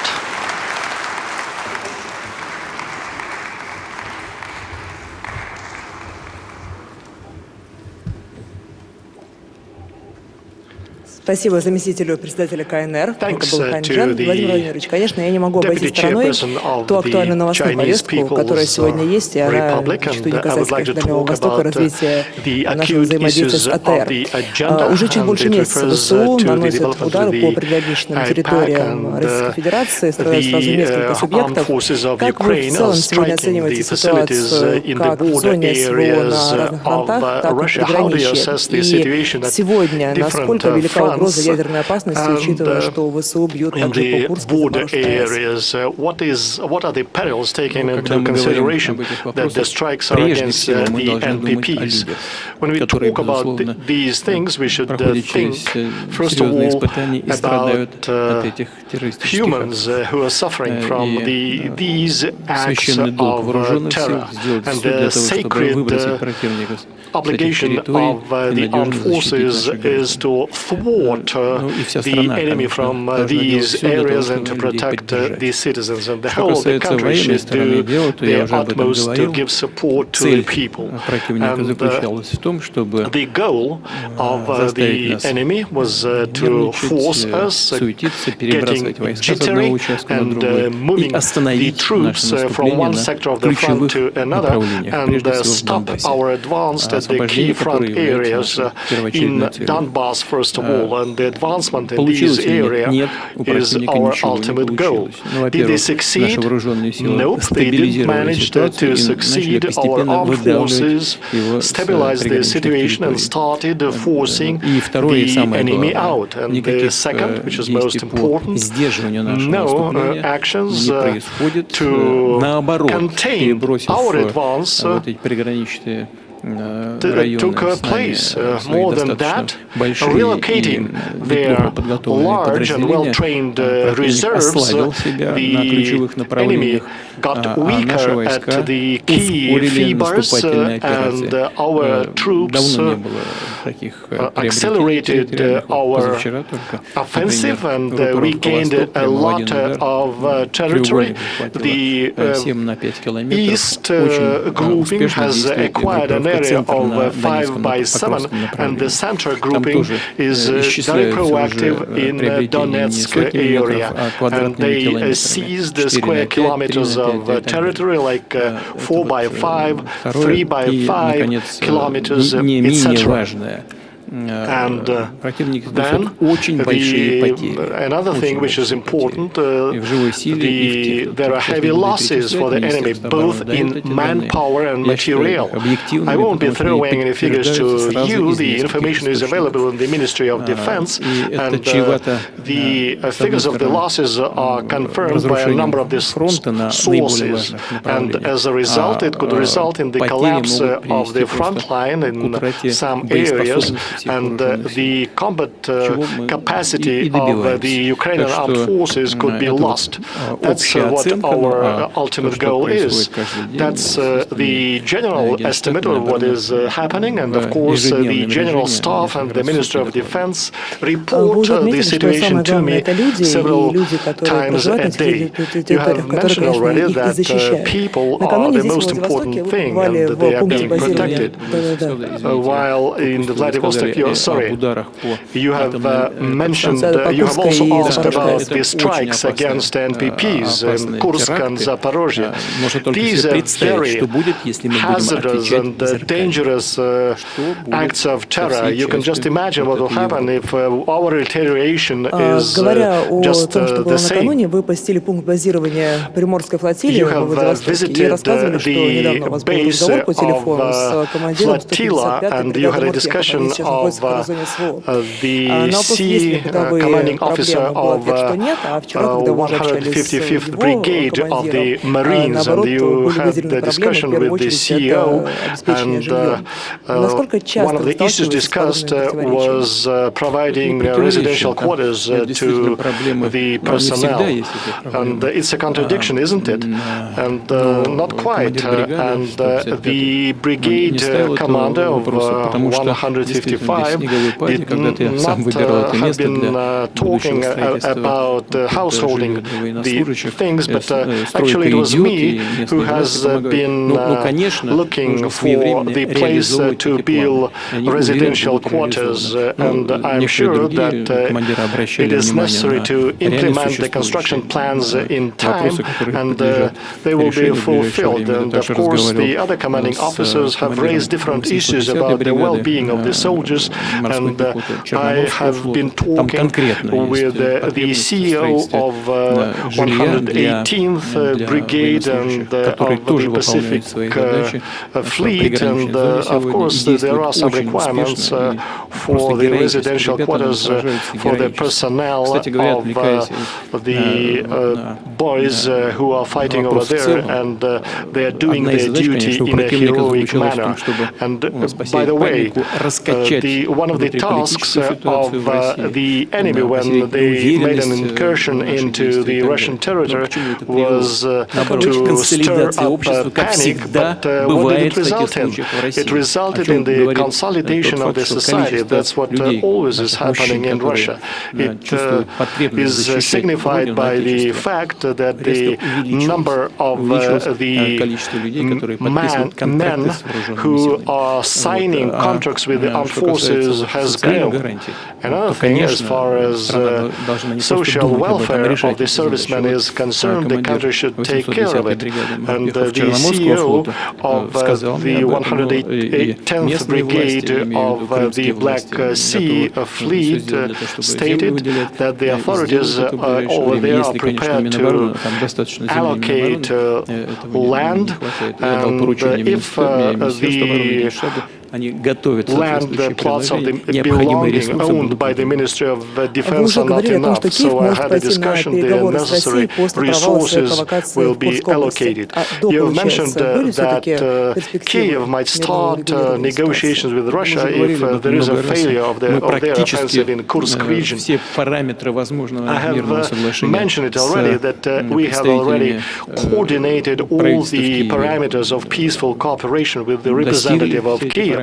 that was reached. We have come to terms about everything. More than that, the head of the delegation of the Ukraine, and who is still the head of the ruling fraction of the party in the Ukrainian parliament, has endorsed those agreements. It was necessary to iron up some subtleties, but still he has his endorsement.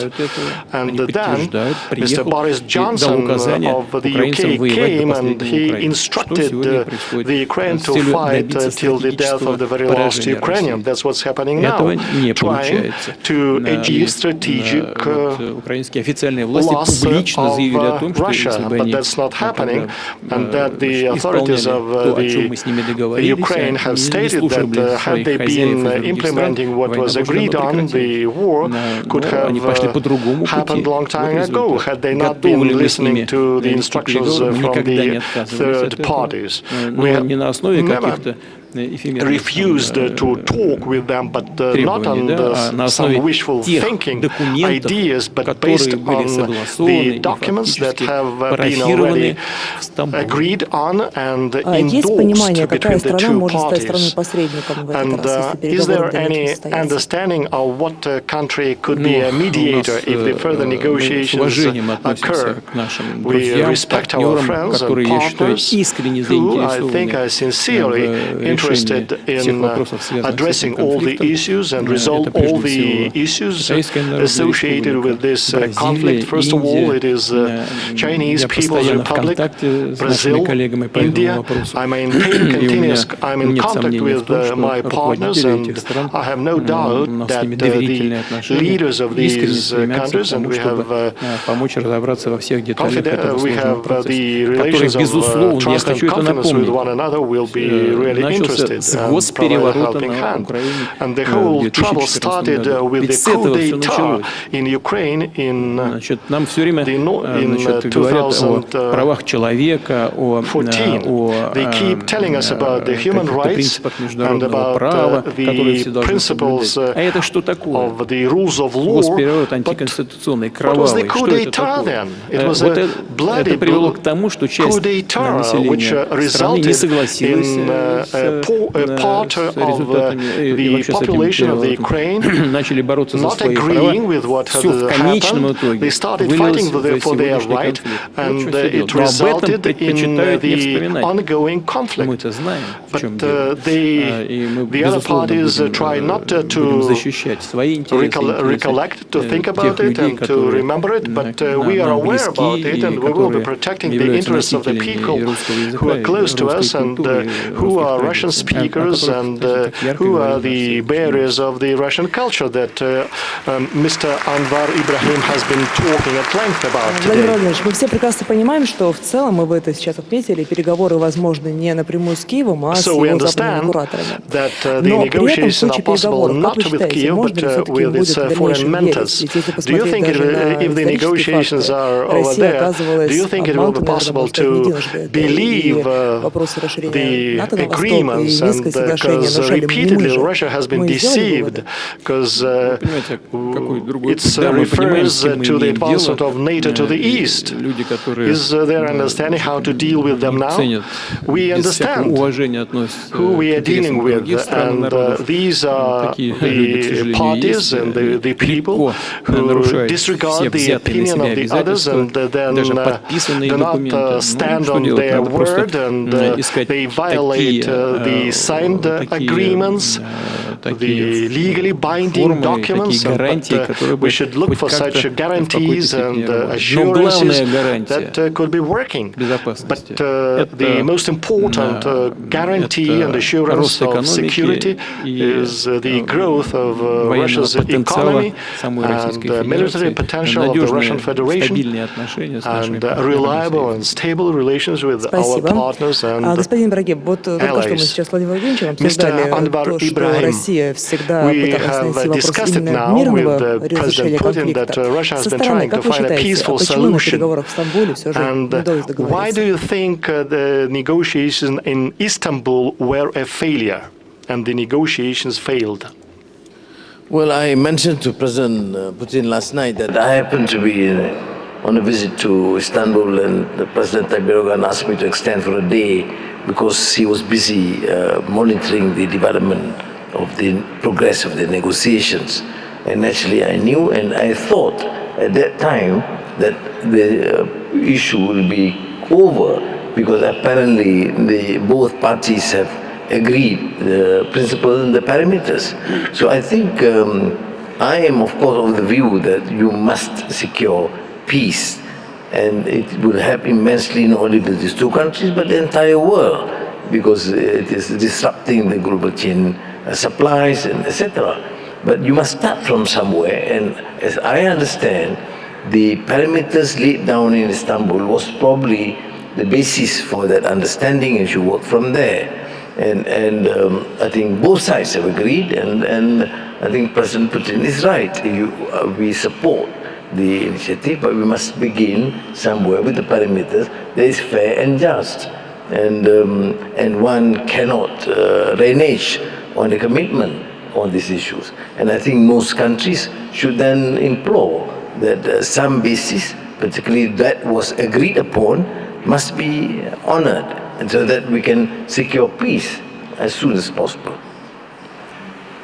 Александр, извините. Да, вы сказали о том, что нам не удалось договориться в Стамбуле. You have mentioned that we have not agreed with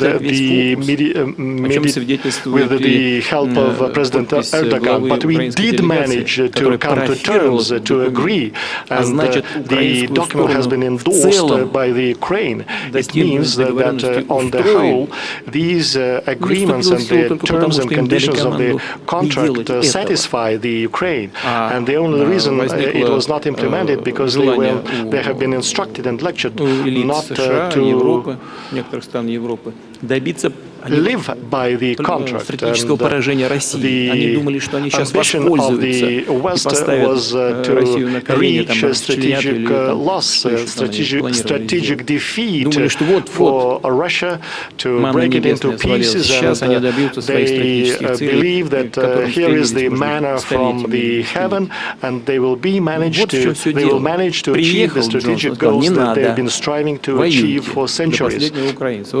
Boris Johnson came and he said, no, keep fighting, and that's why they're still fighting. I was under the impression that those that are the leaders of the Ukraine are aliens or foreigners for their own countries. They do not think about the destiny of their own country because such heavy losses, I don't know what they will be doing in the future.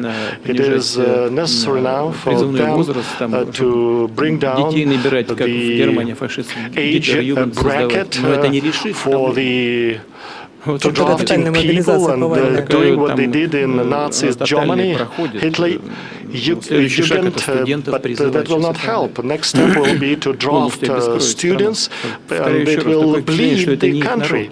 And I'm just under the impression that it's not their peoples, but the relatives of the leading elite live abroad, they hop abroad, and that's it. So they just covered, and they proclaim the nationalistic slogans and fooling the populations. But once again, I would like to state that if there is a desire of the Ukraine to carry on with the negotiations, I can do that, but based on the agreements that were achieved in Istanbul. And another subject matter, there is such a notion as Malaysian economic miracle, thanks to the economic zones that you have set up. What are the conditions for business, and are Russian companies welcome there? Well, I met a number of leading Russian companies yesterday and even this morning. We as a policy do not regard, as Vice President of China mentioned, we do not accept unilateral sanctions, but we are of course trying to resolve that so that we are not seen to be confronting any power or economic power in particular. So we focus on economic zones in the country, and Russian companies, I've told them, we are an independent country, the centrality. We want to be engaging with Russia more effectively, and I was extremely delighted that many of them are coming. When I asked them, when are you coming? They said, we're planning. Some are saying, we will go next week, and a group will come in October.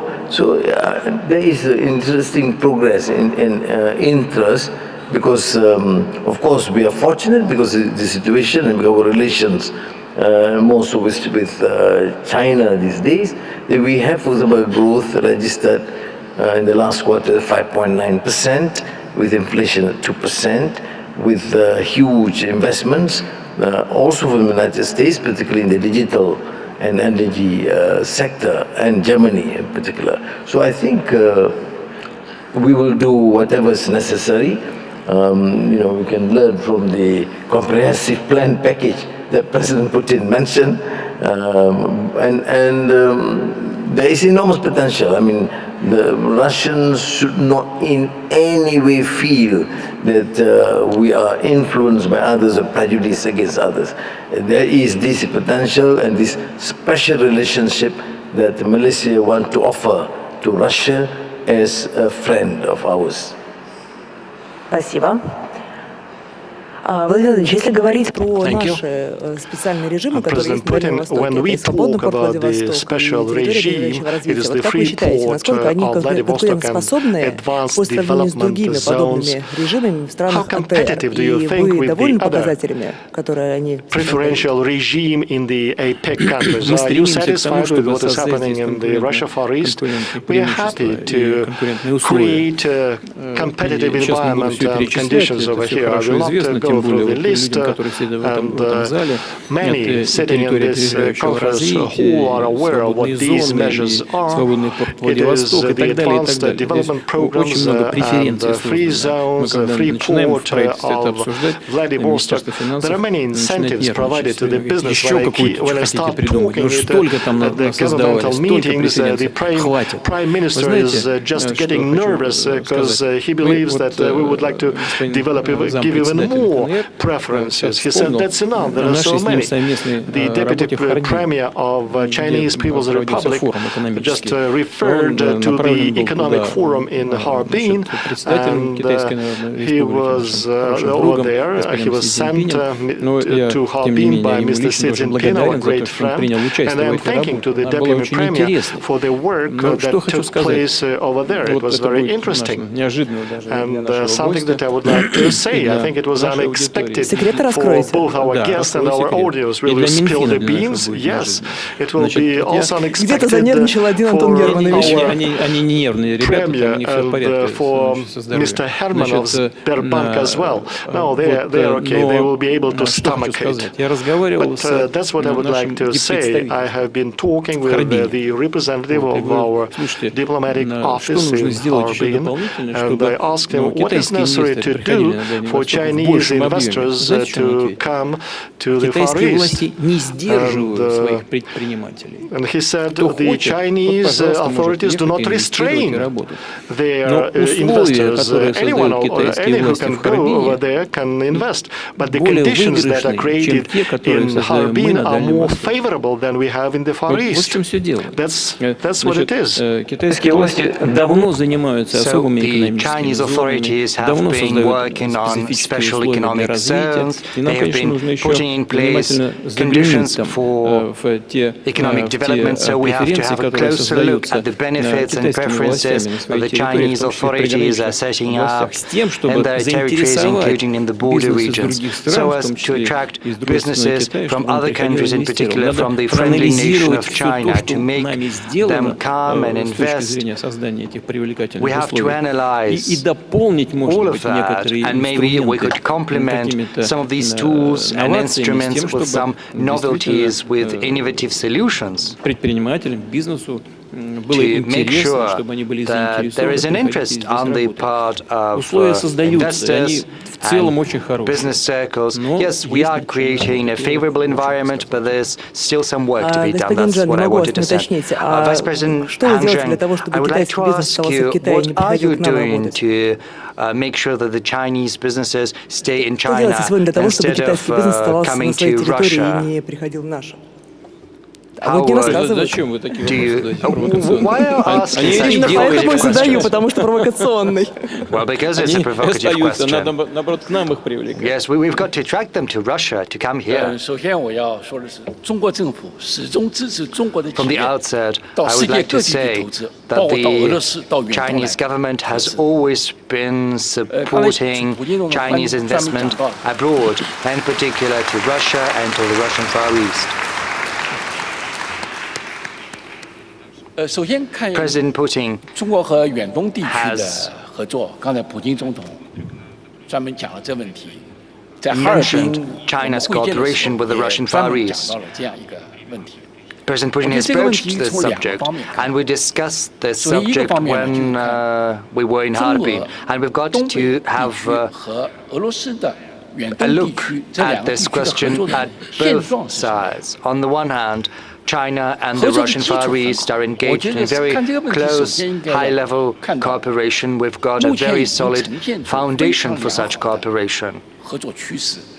And we've got some tangible outcomes of this cooperation. As far as I'm aware, over the first 7 months of this year, in cooperation between the Russian Far East and the north east of China, the trade has exceeded $60 billion. And that accounts for about 40% of the total trade between our two countries. So the trend is very positive, very dynamic. On the other hand, we have to look into the future. First of all, we've got to preserve this positive trend. In the trade between the two countries, the foundation for cooperation is very solid. The Russian Far East has a huge potential in terms of logistics, transportation, energy, agriculture, and mining. So we've got a very wide gamut of avenues of cooperation to be pursued, and we've got to preserve this strength, but this is not enough yet. We've got to look into the future, and we've got to expand our cooperation to other industries. I refer in particular to green development, digital economy, and probably maritime industries. And of course, culture needs to be covered as well as art. There's a very big potential in these fields. Let me share with you one experience of mine, an adventure as it were. At President Putin's invitation today, this morning, I visited two branches of Russian universities here. One of them is the Conservatoire branch in Primorsky Krai. And you know, this trip has left an indelible impression. I've looked at these facilities, I've looked at the buildings, I saw students and school children, you know, from the third year of the university. They were performing admirably, playing some classical music, dancing, and the ballet, the Swan Lake namely, and I was deeply impressed. And I said, yes, we've got a very good level of cooperation between our two countries in these fields. And I'm happy to see that each year there is a very big flow of Chinese students coming to Russia to study arts. As far as I know, from Heilongjiang province, 40 students have arrived as of now to Russia. So there is a very big mutual interest between these two regions in deepening their ties and cooperation, and the Chinese government has always been supportive of all businesses and companies, be that public-owned or private ones, supporting their investment into Russia's economy and the economy of the Russian Far East in particular. So we've got very wide cooperation opportunities. Господин Ибрагим, ну у нас уже здесь два секрета раскрыты. Two secrets have been revealed. We've got to learn the third secret from you. Is Malaysian business interested in coming to the advanced development territories and the free port of Vladivostok to work in a full-fledged manner here? For the region, it was something new to us. This is my first visit, and a number of discussions have taken place. But Russia as a whole, of course, has been given enough attention. There's been growing trade and investments jointly in, of course, energy sector, industrial complex, and also in digital technology. We're sending more students to Russia, and there, of course, this can be explored specifically. It's not as powerful as China. We're trying to be. It will take time. Thank you. Спасибо. Thank you. Владимир Владимирович, Mr. President. Зал, приятно, что на самом деле есть какая-то реакция, когда мы слышим аплодисменты, понимаем, значит, что все идет верно. Владимир Владимирович, если посмотреть на данные, которые представил Минвосток развития, за последние 10 лет на Дальнем Востоке инвестиции составили уже 4 триллиона и 200 миллиардов рублей. Это вложенные средства. Это много или мало? И как вы считаете, вот те темпы инвестирования, которые есть, сохранятся ли они, учитывая, что накануне Юрий Петрович Трухин попросил вас поднять or been preserved because, Mr. Trutnev has asked you to raise the goal, the benchmark to 12 trillion by 2030. I think it's a big sum, but not enough yet, not sufficient. Mr. Trutnev has made his traditional report on what has been achieved. Over the previous year, we, as a tradition, have also participated in the launch of new companies, new facilities, and there is a view according to which this investment can be boosted to at least 12 trillion rubles. So by another 1.5 trillion, and I think this is a realistic goal. Thank you. Mr. President, let's get back to the recent developments. At the end of August, Pavel Durov, CEO of Telegram, was detained in Paris. He was later left under judicial surveillance, and he had to post bail. So why did Moscow not do what Paris has done? And, there's been a lot of talk that you had a meeting in Baku. Is that true or not?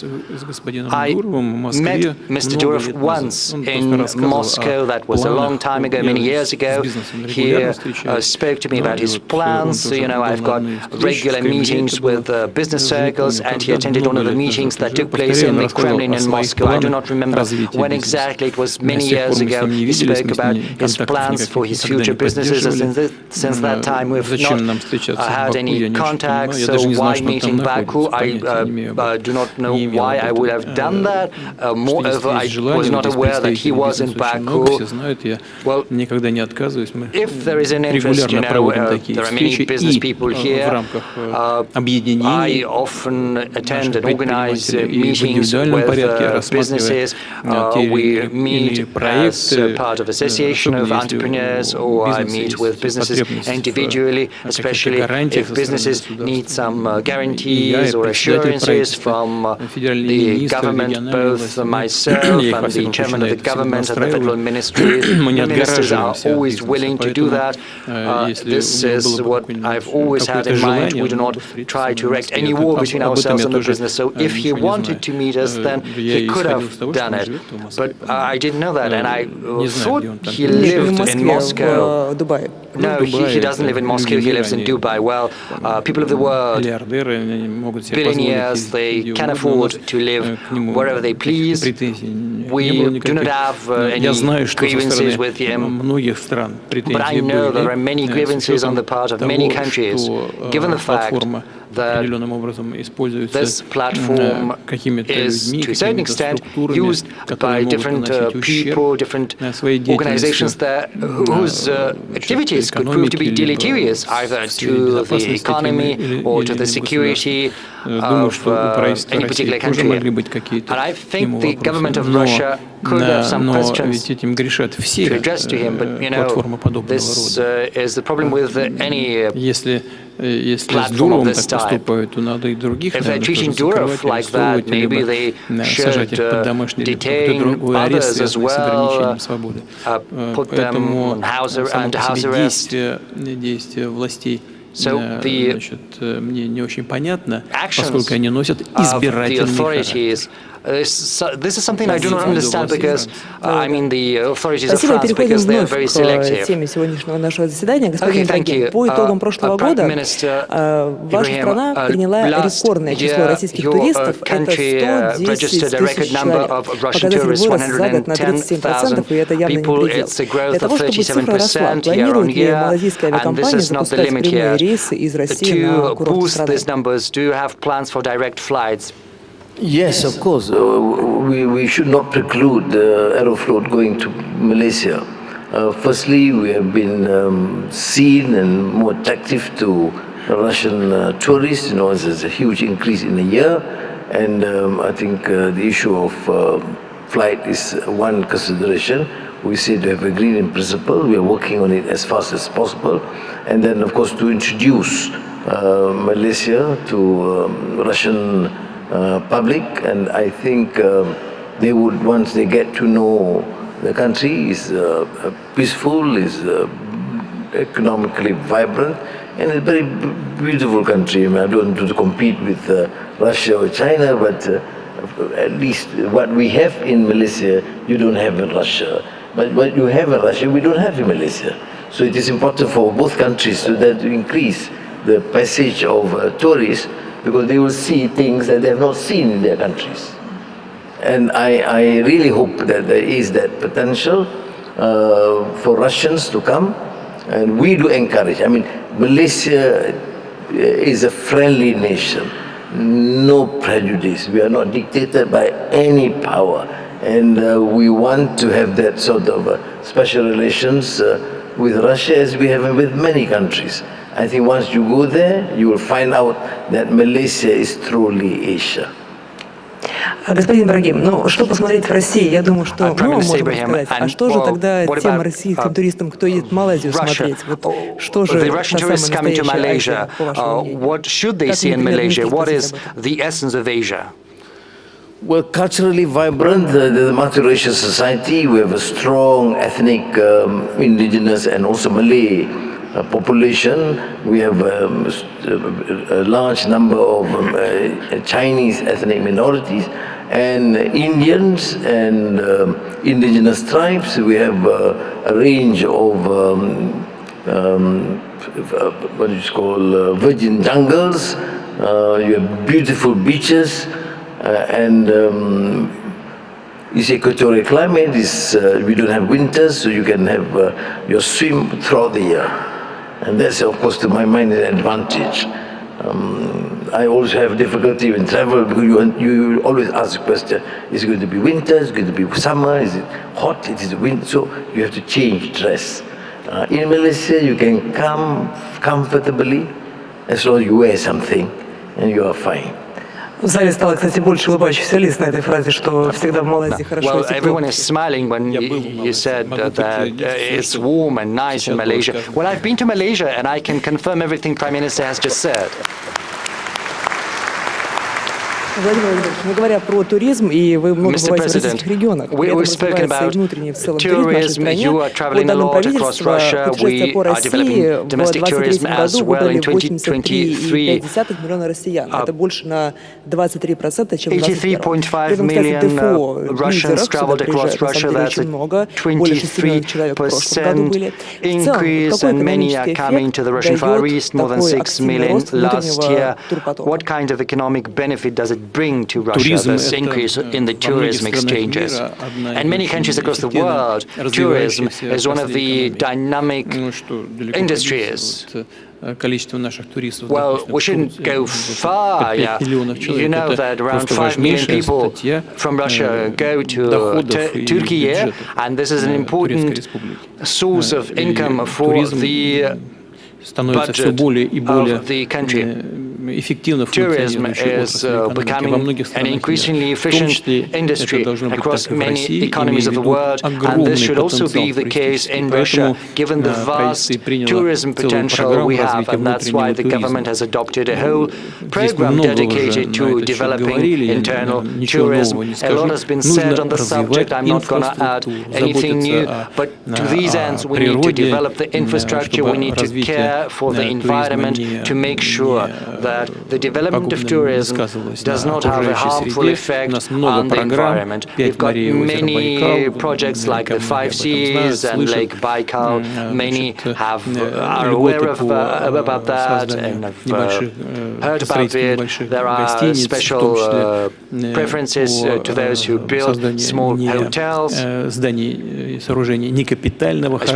if these are not permanent buildings, and all of that is delivering results.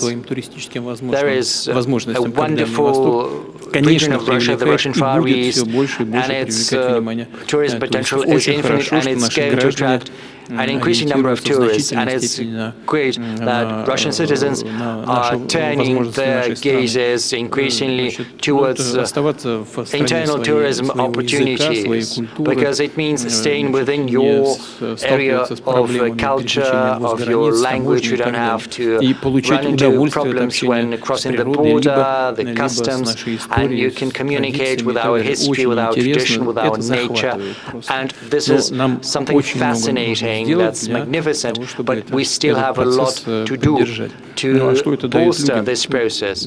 And as for the benefits for the people, well, if you live in a territory which is visited by tourists, then your level of living, standard of living is growing, because it means more money coming into the regional budget and to the budgets of all levels, and also brings money to the citizens who live in this region. The more attractive a region, the more investment it attracts from the private investors. So this is a win-win situation.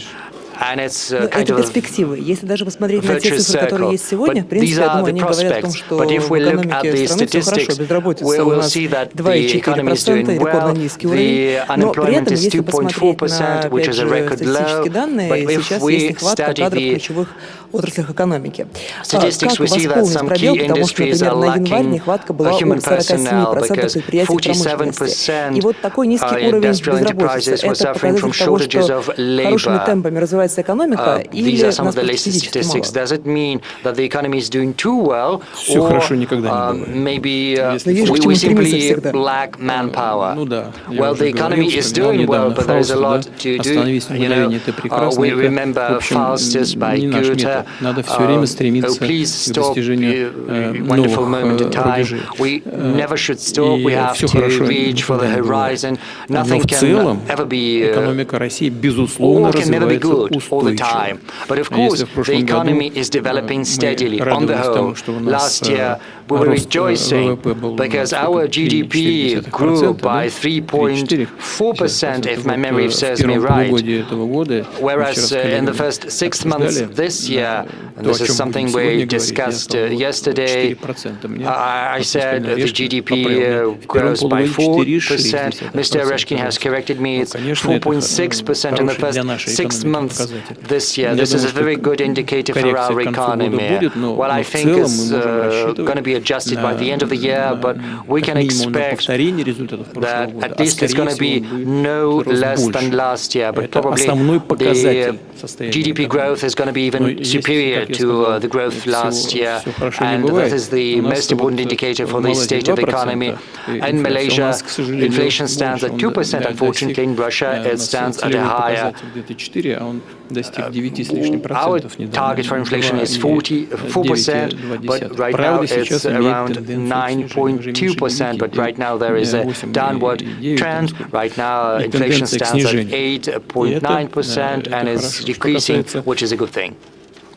Того, что у нас физически не хватает. As far as lack of manpower is concerned, Mr. Solzhenitsyn, говорил о том, что главная задача whom Prime Minister has mentioned, he used to say that the most important task for the government is to preserve its citizens, its population. We have to care for families with children. We have to preserve the population. But the labor market is indeed in a unique position. Around 2.5% is the unemployment rate, which is a historic low. This is due to the demands of real manufacturing sector. How do we address this issue? Well, of course, we need to care for the population. We've got to increase the birth rate. We've got to create the favorable environment to make it fashionable to have as many children as possible. You know, in the past, families used to have 8, 9 children per family, but this is just one avenue to pursue. The other one is to increase the labor productivity, to make sure we can do more with fewer people. Well, as far as how to go about that, well, Vice President Han Zheng has mentioned several instruments and tools. We need to introduce artificial intelligence. We have to introduce new management methods for production, automate. You know, I remember Japan, which we took, becoming the 4th economy of the world in terms of purchasing parity. But I think there are 10 times more robots working there than in Russia. There's much for us to do. We should also dedicate us to genetics, biology, agriculture. We have a lot to do in all these fields. And personnel as well. We should train personnel. This is one of the most important tasks of our government. That is why there are the new national projects that is called personnel. Well, let's continue with economic issues. Mr. President, we met a week ago at another session of Central Bank. The rate is going to be 18%, and it is already said that this time 18% will be preserved. As for the loans, and the growth is the same, and the growth is 2.2%. This is according to the Central Bank data. How can you explain the situation? How can you explain that the rate is very high and the rate loans are different? Well, this depends on two moments. First of all, that the loans, the consumer loans, is at a very high level because people do not really feel the key rate. And as for loans for organizations, there are certain planes that have already been designed, and despite the increase of the key rate, they keep getting loans. And the second thing is that we have already made a decision according to which we support separate sectors of our economy, and there are state instruments related to subsidizing some kind of rates for certain sectors and projects. This is the explanation. The governor of the central bank, Ms. Nabiullina, said that the scale of overheating of the economy was the greatest in the last 16 years. Are there any risks for stability, and how are we going to freeze the situation, to cool the situation? Well, we're going to increase the key rate, cancel subsidized loan, mortgage, There are also preferences for IT mortgages in the Russian Far East, in the Arctic, family mortgages. These are the ways that we're going to follow to cool the situation. There is another factor. Stable work of the government, of the finance ministry, in order to balance the budget. Говоря об инвестициях, мы сами уже отметили те цифры, которые есть на Дальнем Востоке, но при этом основной капитал в 2023 году по оценке Росстата рост инвестиций составил порядка 9,8%. Это причем после подъема, который был в 2022 году. Тенденция продолжается и сегодня. Вот как вы считаете, сохранится ли такой же темп инвестирования дальше и что может им помешать? Сохранить такой же The preservation of the same pace of investment will be difficult, knowing the circumstances that we have been speaking, but we need to strive to do it. There are unique and special instruments of support that I have mentioned. But I'll repeat, preserving the same pace of investment will be difficult. The government has to think where and in which fields the business will be supported, so that there would not be any risks for collapse in the economy. Another topic that does not concern the economy of the Russian Far East, I would like to ask you about the elections in the US. Maybe you have a favorite candidate there. And in November, when we know the results of this race, are you going to call the new president to congratulate the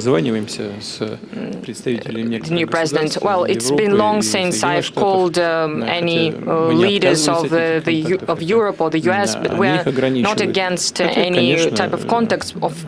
We're not limiting them.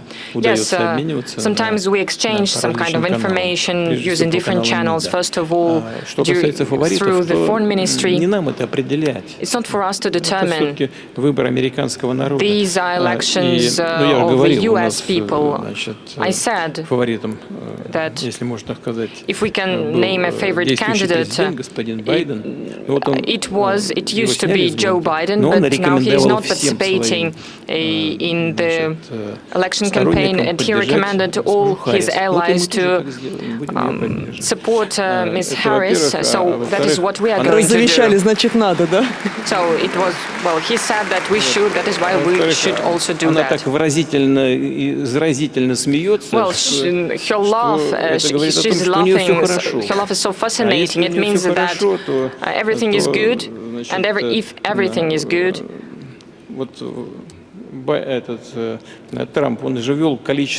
it means that, for instance, if we're speaking about Joe Biden, there are so many sanctions against Russia introduced, and if everything is good with Ms. Harris, maybe she'll refrain herself from such measures, or maybe she'll change them. So in the end, it will be the choice of the US people, and we will respect this choice. Speaking about the US, in August, there was the exchange of prisoners between the US and Russia. What countries were the mediators contributed to that? So it means that we can have dialogue with the West. And one more addition, in interview to TASS, our ambassador in the US, Mr. Antonov, said that there are 60 Russians in US prisons. Well, we care about all the Russians that need our help and that they are abroad, and we will continue to do that. As for the exchanges that we already had, many countries participated in this work, in this mission. As for the journalist the US journalist that worked as journalist, but in fact he was gathering intelligence data. наследный принц Саудовской Аравии. Saudi prince participated in this work to exchange prisoners, and thanks to that we managed to return our citizens to our country. As well, the President of Turkey, Mr. Erdogan, provided a platform to do that, as well as other countries also participated in this work. Some other countries showed goodwill, and in the end, I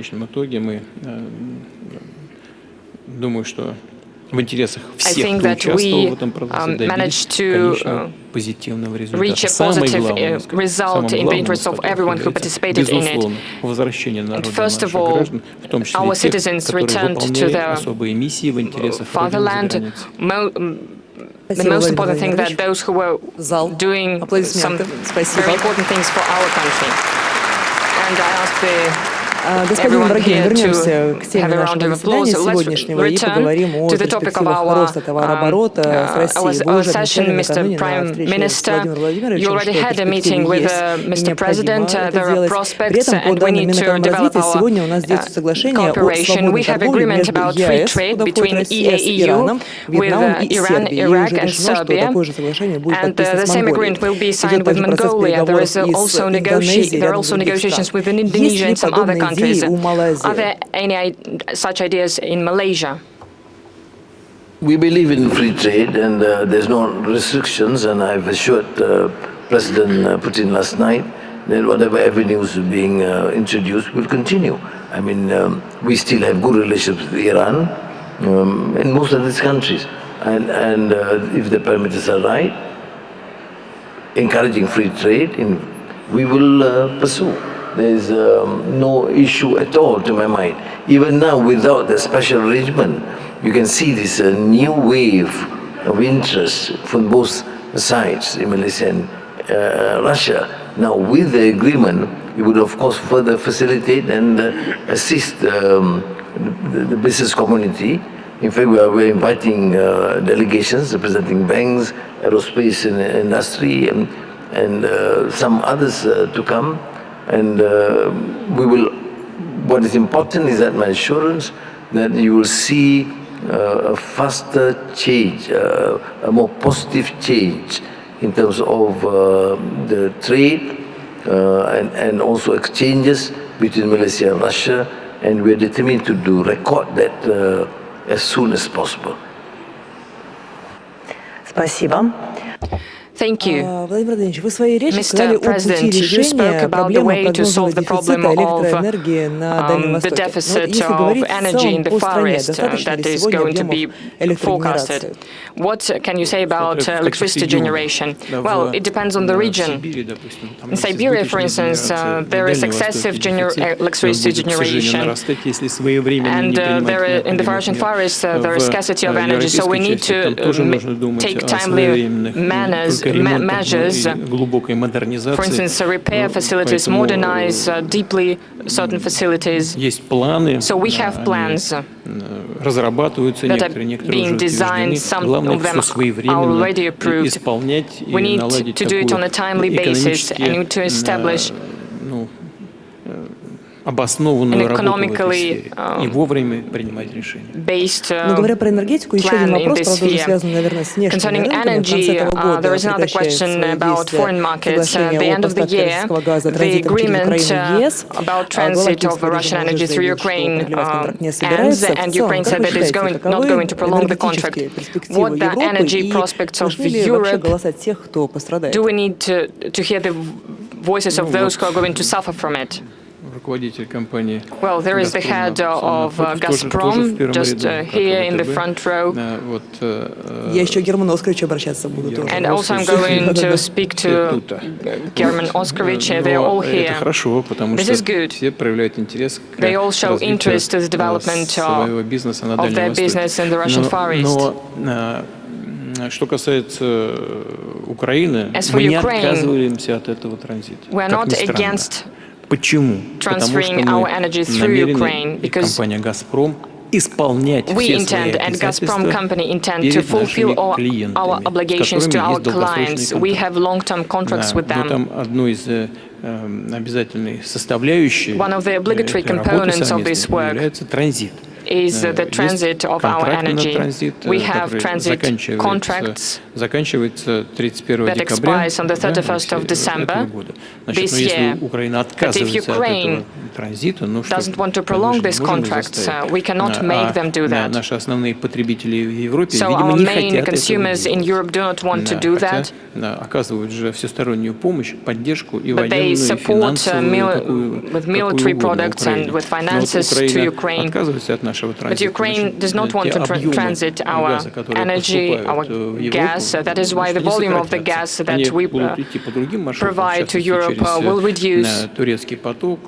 We will use Turkish flow or other gas pipelines that are used for domestic consumption, but they will help to support energy stability in Europe. But this is their choice. We don't know how this is going to affect them. We have our own issues, and they should dedicate themselves to their own issues. I don't know how to characterize all of this, how to characterize this attitude to their own partners and allies. This is strange for me. I cannot understand that. They blew up our gas pipeline on the bottom of the Baltic Sea. Two pipelines of Nord Stream 1 and one pipeline of Nord Stream 2. Why the German government cannot agree with us? It means that one gas pipeline, 27.5 cubic tons of gas can go through one pipeline of Nord Stream. Why wouldn't they open it? Why wouldn't they use the gas pipeline that we have? They can use the gas that they receive from the Turkish pipeline. Is okay, but they cannot use the gas pipeline that goes through the bottom of the Baltic Sea. This is something absurd. Why? Well, if they don't want to, okay, we will raise our supplies to other regions of the world. We'll do it consistently, consecutively. For instance, speaking about China, even before the conflicts, before Ukraine,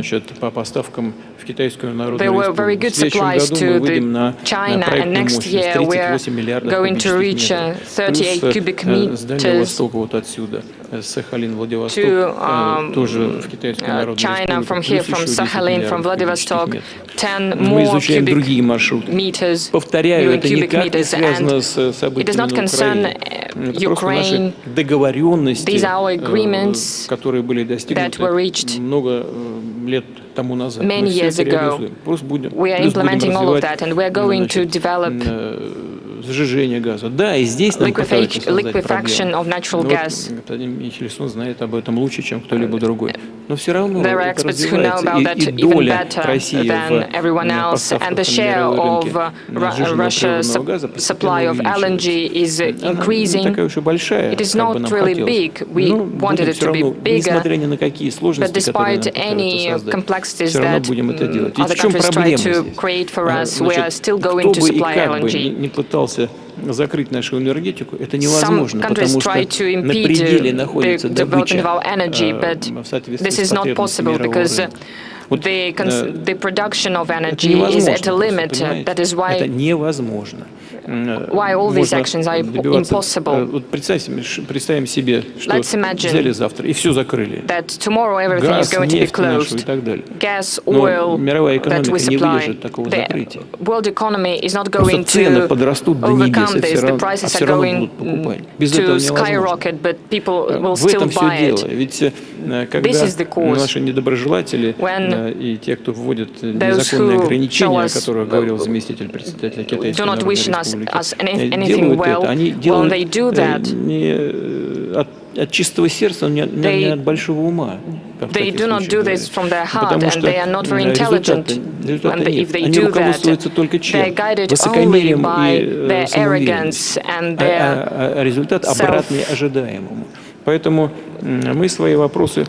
решим. Да, с какими-то, может быть, потерями, но все равно решим. We are going to solve our problems. If they don't want to cooperate with us, мы же видим, что в европейских странах происходит. Многие из них балансируют на грани We see what is happening in Europe, and the situation is on the brink of recession in some of the countries, because those who provide energy resources to them, first of all, think about their own interests, of their own national interests. Because the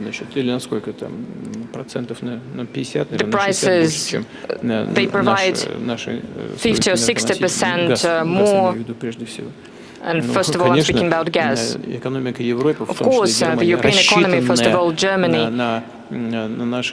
that is based on our energy, is really affected, and many industries just close. But this is not our choice. We are ready.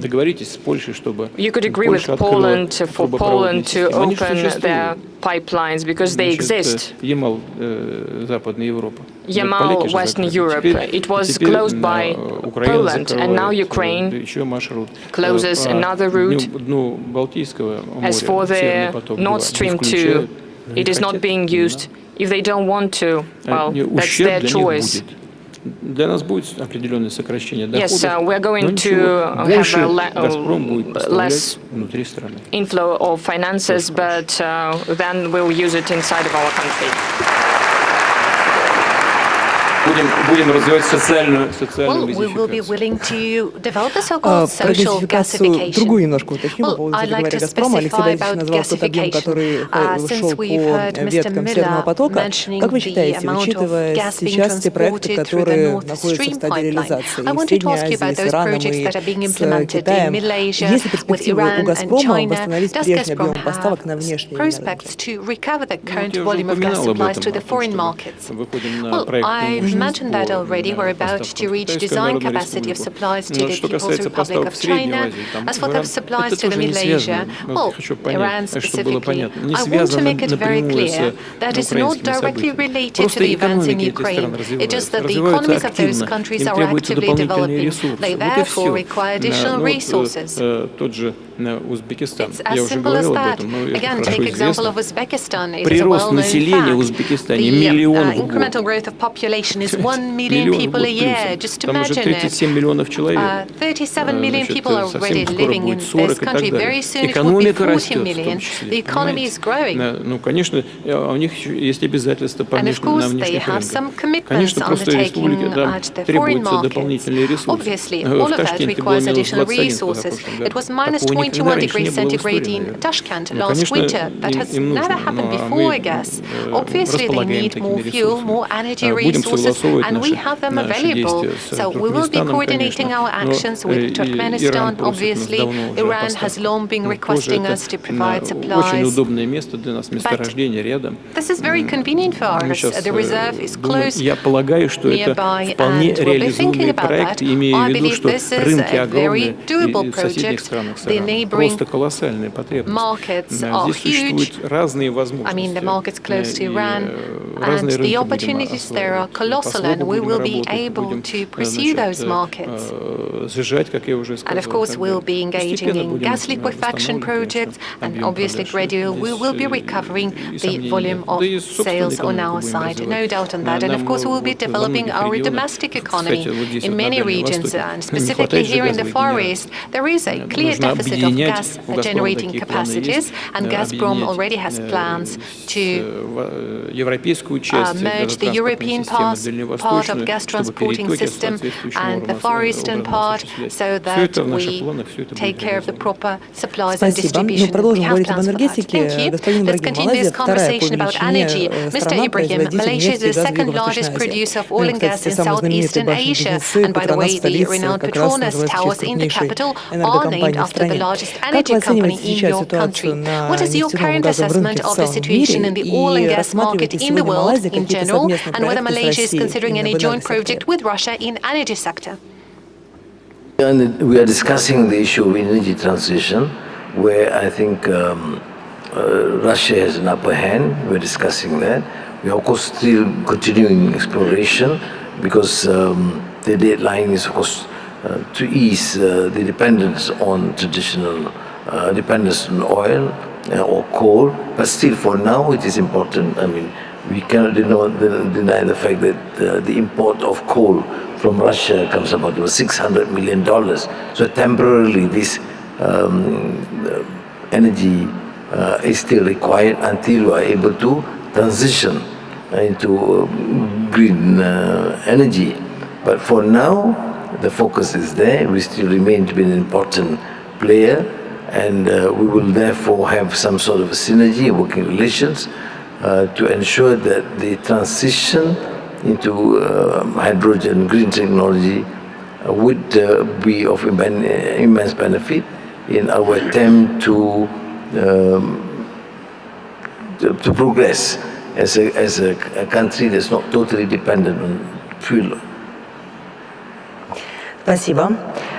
Владимир Владимирович, вы уже упомянули в своей речи, что СМП у нас сейчас активно развивается, и он используется также для перевозки энергоресурсов. Вы говорили, что к 2030 году показатель планируется увеличить до 150 миллионов тонн на перевозки. Как вы считаете, достаточно ли сегодня темпами идет строительство не только инфраструктуры, но и самих судов, которые будут курсировать по этому маршруту? Ну, например, накануне вы тоже посетили место, где будущем строиться будет новая ветвь торговых судов здесь, под Владивостоком. Вопрос, который действительно должен находиться в центре нашего внимания, и главным образом это связано с обеспечением перевозок, но и с теми судами, кораблями, которые грузы перевозят, и с теми, которые обеспечивают провозку судов. Это прежде всего ледокольный флот. Россия располагает уникальным ледокольным флотом, уникальным. У нас 34 дизельных ледокола разного класса, уровня, и 7 действующих атомных ледоколов.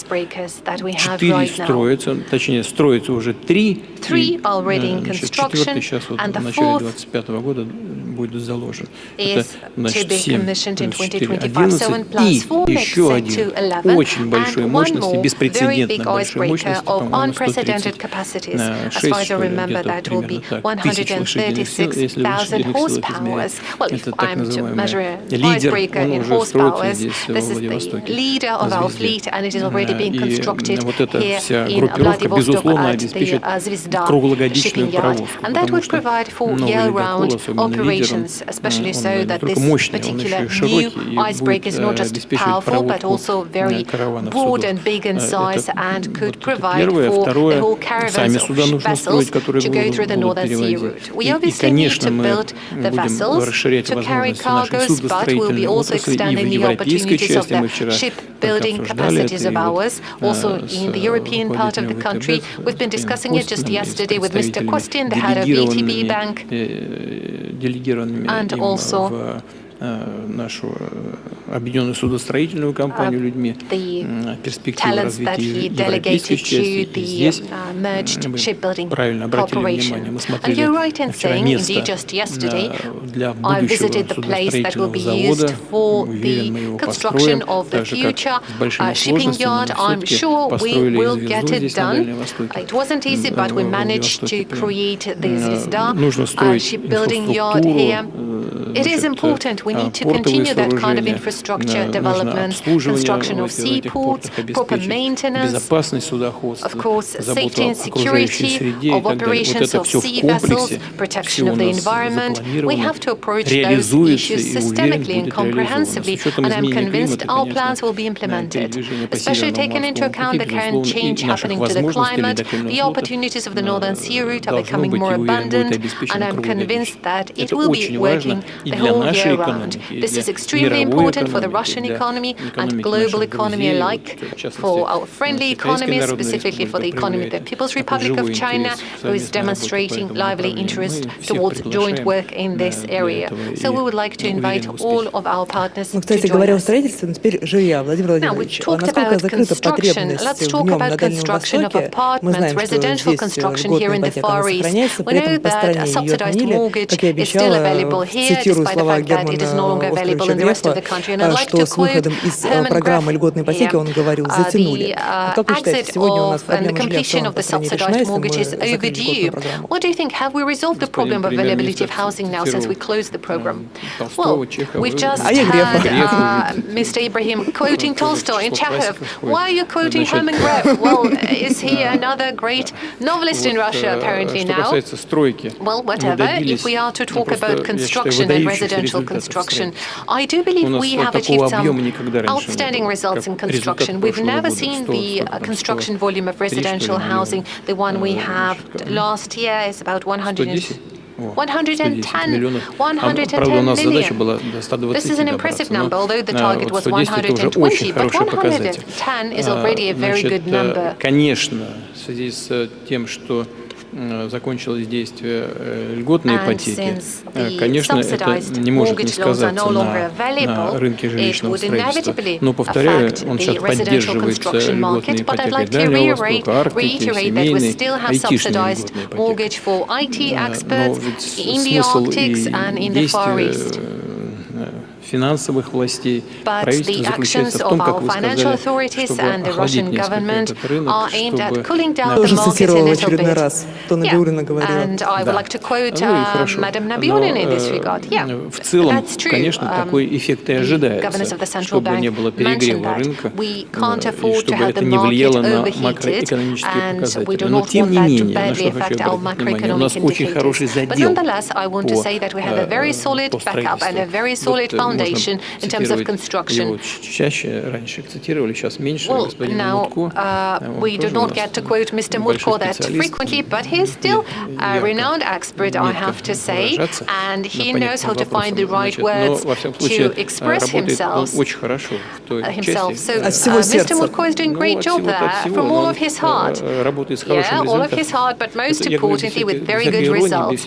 And this is not an irony on my side. Indeed, we see an impressive result. 110 million square meters of residential construction commissioned last year, and that is happening thanks to the work of the cooperation that Mr. Mutko is leading now.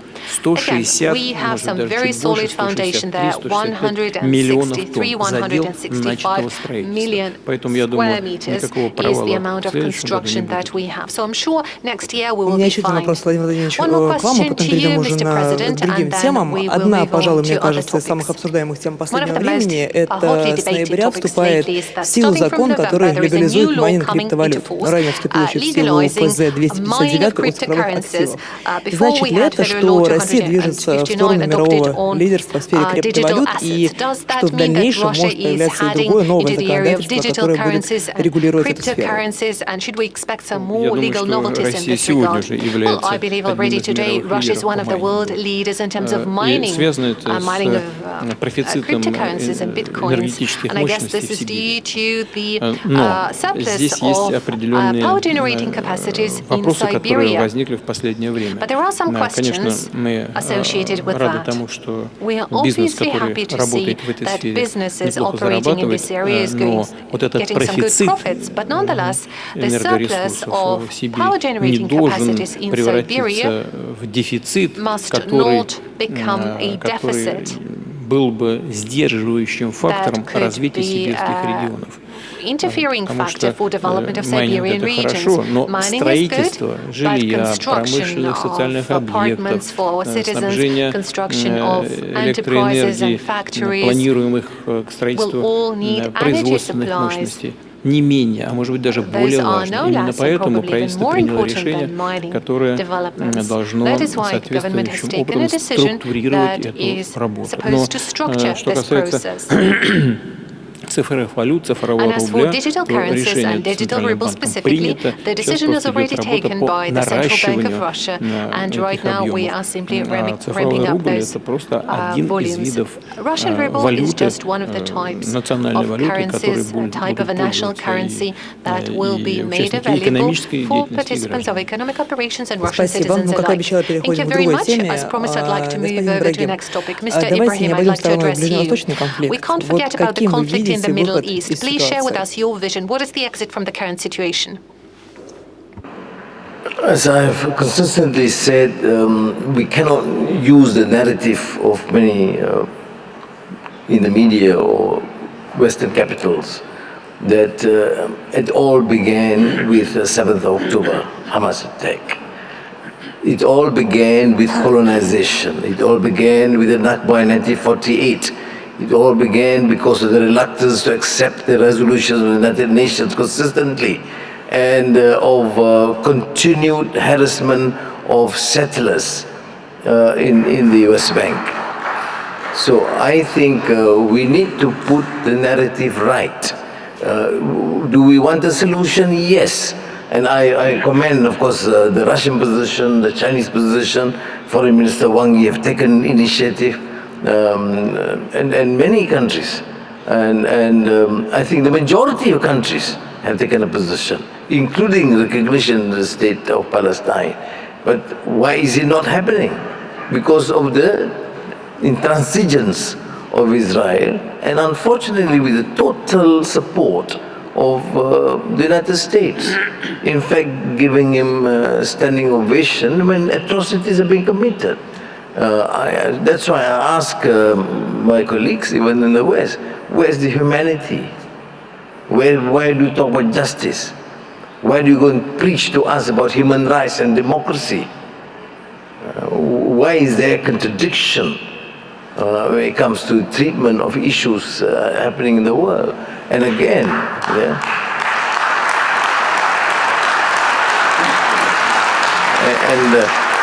what we need in this world now is a consistent, coherent message. Yes, we respect freedom. Yes, we respect the dignity of man or woman. Yes, we must oppose all forms of colonization. Because what is the issue in Palestine now, not only in Gaza, but all Palestine, is the issue of dispossession. You conquer, you take people's land, you dispossess, you kill them, you detain them, you take over their houses, you treat them as a open-air prison, and this is known. That is why I know we come from a small country. We know our limits. That's why we thank our dear friends here for their support. But it is creating so much a problem. Not only the Muslim world, but those who believe in freedom and justice. It is creating problems for us. Because people are saying, why are you not doing anything more when people are being killed daily? And that is my point. So I just hope and pray that there is finally sanity will prevail to those who have influence in the world, because they are finally accountable. No country, no person can continue to do this gross injustice and tolerate the atrocities and think they are safe. I don't believe that can ever be accepted. We want justice to all mankind. And of course, we cannot deny justice because of their different color or different religion or different creed. Justice means justice for humanity. And it's time that Palestine and the Palestinians are treated as human beings, not as slaves or second-class people. Thank you. Спасибо. Владимир Владимирович продолжает тему President Putin, as a follow-up to the issue of the conflict in the Middle East, Moscow has repeatedly conveyed its position to both parties. Do they hear us, both sides of the Palestinian conflict, the Israeli-Palestinian conflict? Well, I could repeat everything that our dear guest has just been saying. The position of Russia is not conditioned by the particular situation, the particular precedent. Our position has always been based on the positions taken earlier, and those decisions should be at the heart of resolution of any conflict. Here we're talking about establishment of two independent states. And this position is shared by many people in the world, including, as strangely as it may sound, by many people in the United States. But unfortunately, this conflict has not been resolved, and this particular issue is exactly the reason for the current acute conflict. On our side, and by the way, the today's problem is largely related to the attempts of the United States of America to have a monopoly of settlement of this conflict. Because the United States is not perceived as a country with neutral position regarding this conflict, and this is exactly the problem. But I'd like to reiterate that we are going to do everything in our power, and I was saying that earlier at the meeting with Mahmoud Abbas. He's been to Moscow lately. We are going to do everything possible to make our contribution to settlement and resolution of this long overdue conflict. Thank you very much. Let's move to the next topic. And sorry, as for humanitarian matters,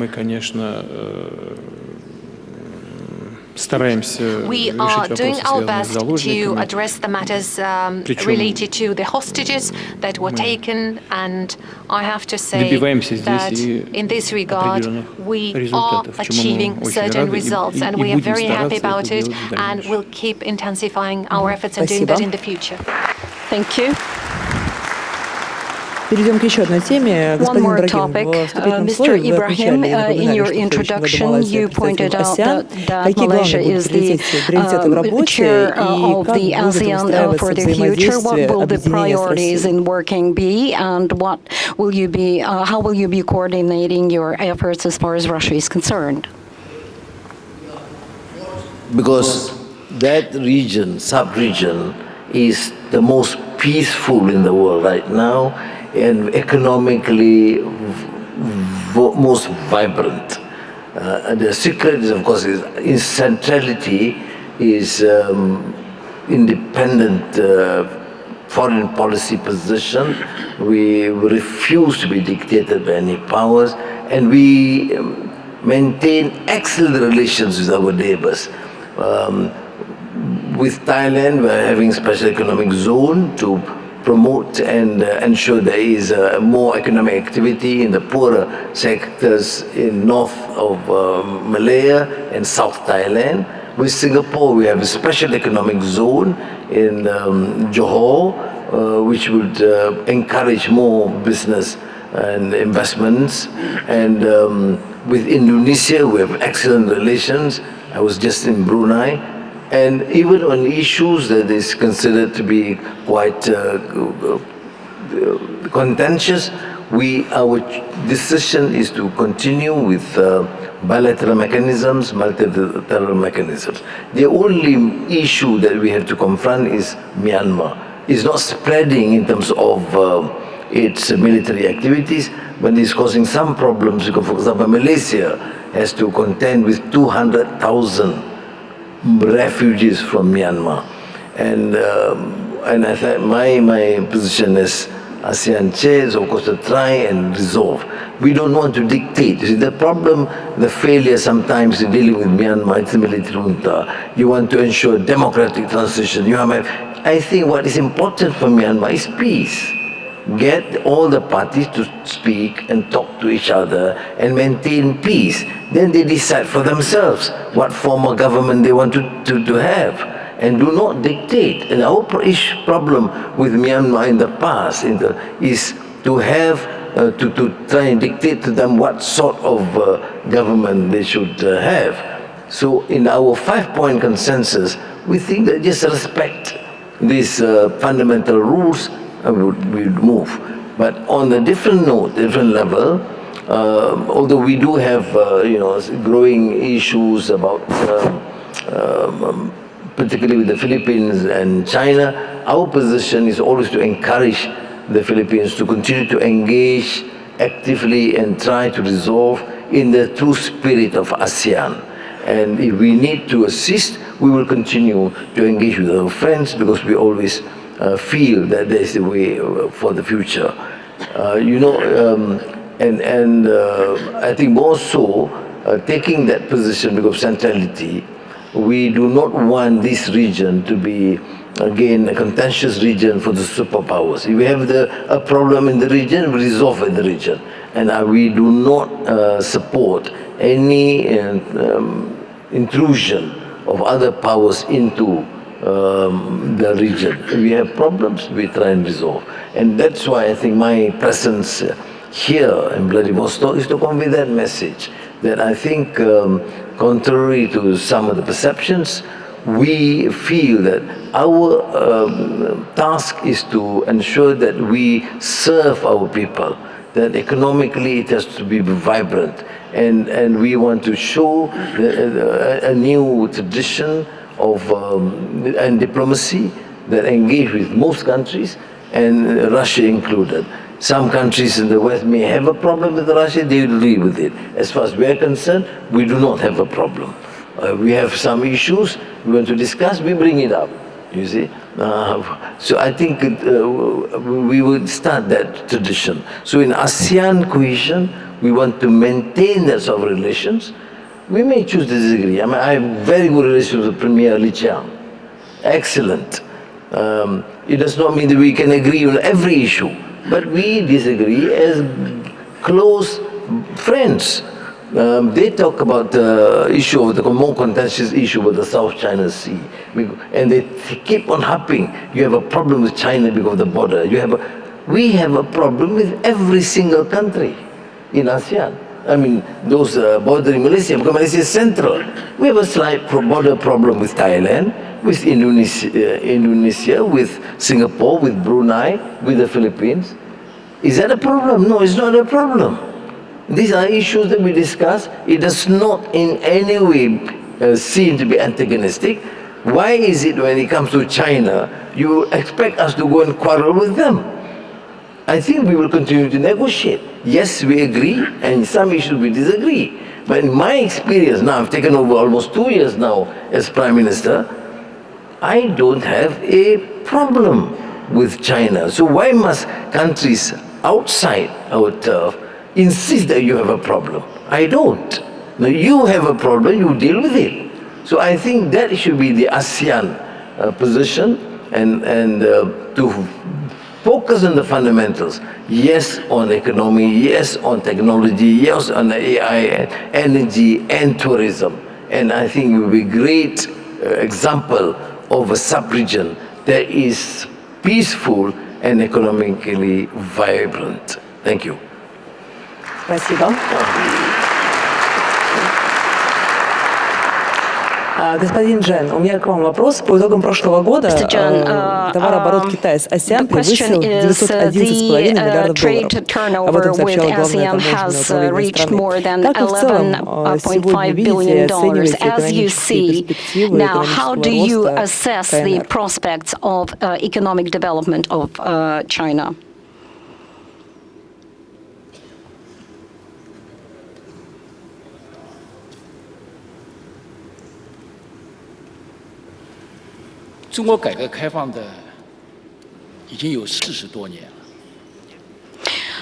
For 40 years, we have been conducting a policy of openness. When China has acceded to WTO, it has continued along the lines of the development of cooperation with countries in the sphere of trade.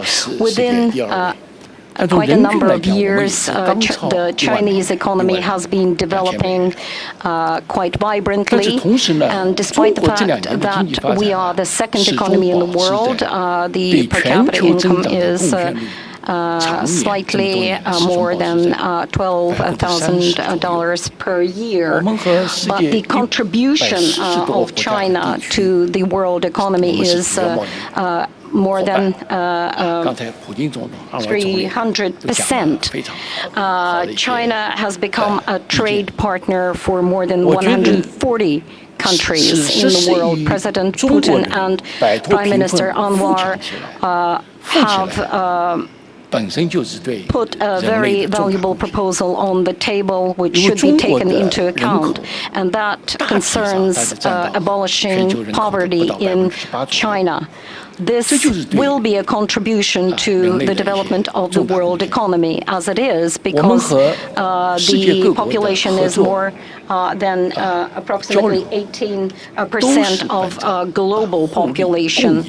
So cooperation and exchange and partnerships with other countries in the world are also always conducted on the basis of mutually beneficial ties.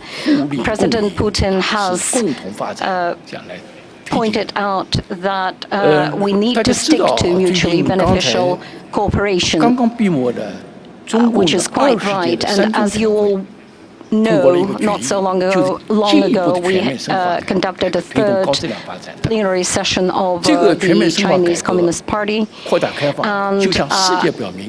and a decision was taken to continue reforms of the Chinese economy.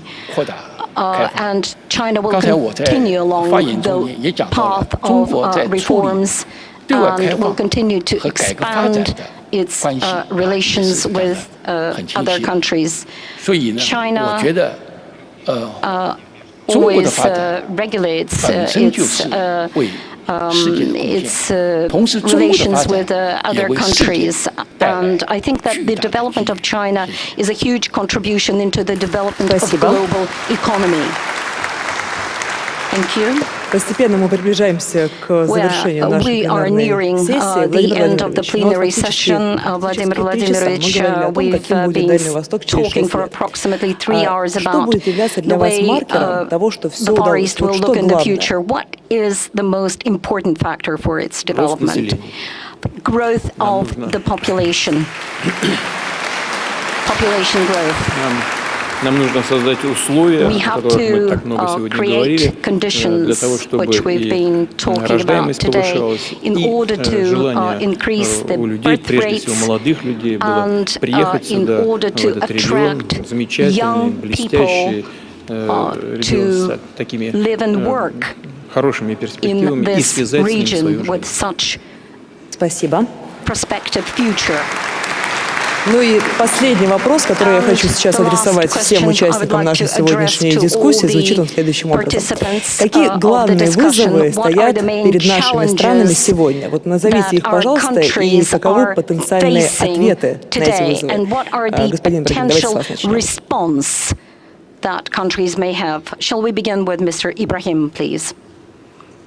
Normally you start with the senior guy. And the most senior in office is President Putin, out of respect. Владимир Владимирович. Спасибо. Well, thank you. Вопрос о будущем, да? Well, the question is about the future, right? Ну, что касается России, to Russia, мы должны обеспечить развитие экономики на собственных технологических решениях с высококвалифицированными, подготовленными, мотивированными кадрами. Первое, а что касается нас всех вместе, имеется в виду страны глобального юга в широком смысле слова, это, конечно, мы должны обеспечить мировое лидерство в экономике. И темпы развития мировой экономики, темпы развития наших стран, эта задача, безусловно, будет бесспорна. Спасибо. Тоже вопрос. The issue is, of course, the economy. But how we view the economy is not unbridled capitalism of the past. It has to be a more humanistic approach towards development. Which means, of course, economic growth, more investments, more trade, but at the same time, more compassionate, more care towards the welfare of people. Poverty, I think the Vice President has mentioned, housing, the President Putin has mentioned. I think these are issues that have been largely ignored. So the experience in some countries in the West with phenomenal growth, but abject poverty and poor housing conditions, low quality education is not our option. So which means having a growth that is sustainable means that protecting the environment, having good housing, quality education, and also anticipating fast enough the pace of change in a post-normal times, that is a new direction in terms of training of our young in digitalization, in AI, with values which is in deficit in the world today. I strongly believe that we want to progress as a country, as a nation. We cannot ignore humanity, values, and ethics. It is a deficit in this world. That is why you see so many calamities, gross injustice, and racism, even fanaticism, atrocities committed in the name of religion, because we do progress what dehumanize ourselves. That is why I started by referring to a lot of great literary works of Russian figures, because they always emphasize issues of ethics, moral, and humanitarian ideals. Now, with that, I think we should learn from one another, and we should not learn the excesses of the past, particularly when it comes to gross injustice and continuing to grow but marginalize the society. Thank you. Спасибо. Господин Джен, вам тот же самый вопрос, какие главные вызовы сегодня стоят перед Mr. нашими Chen, what are the странами? challenges that our countries are facing nowadays? 我想说的是，就是 I'd 习 like 近 to 平 say 主席 that 曾经讲过，构建人类命运共 the 同体 president of the 是我们 country, Xi 面 Jinping, 临最大的一个 pointed 课 out 题。 that the society of common future for humanity is one of the most important challenges for the countries of the world, for the global population. We're all on different stages of development and have different issues of contention, but we need to build a society for a common future. Thank you. Well, as far as I understand that we are rounding up our discussion, I would like to extend my gratitude to the guests of this discussion for the participation in this discussion and the attention to what is happening both in Russia and in the Far East. And I would like to address the auditorium. There are people here who work in the sphere of the economy or representatives of state enterprises. I'd like to say that I'm quite sure that entrepreneurship is above all creation of wealth and prosperity. And if we address it that way, we will be able to achieve all the tasks that we are setting before us. I'd like to thank you for participating in these activities and events, and I hope that we'll realize our plans in the future. Я со своей стороны, как модератор, хочу вновь процитировать Владимира Владимировича вас, что под моей итоги сессии можно сказать одно. Приоритет на весь 21 век. So the priority for the 21st century is the Far East. Yes, I'd like to thank our moderators. Thank you for the wonderful job you did. Thank you.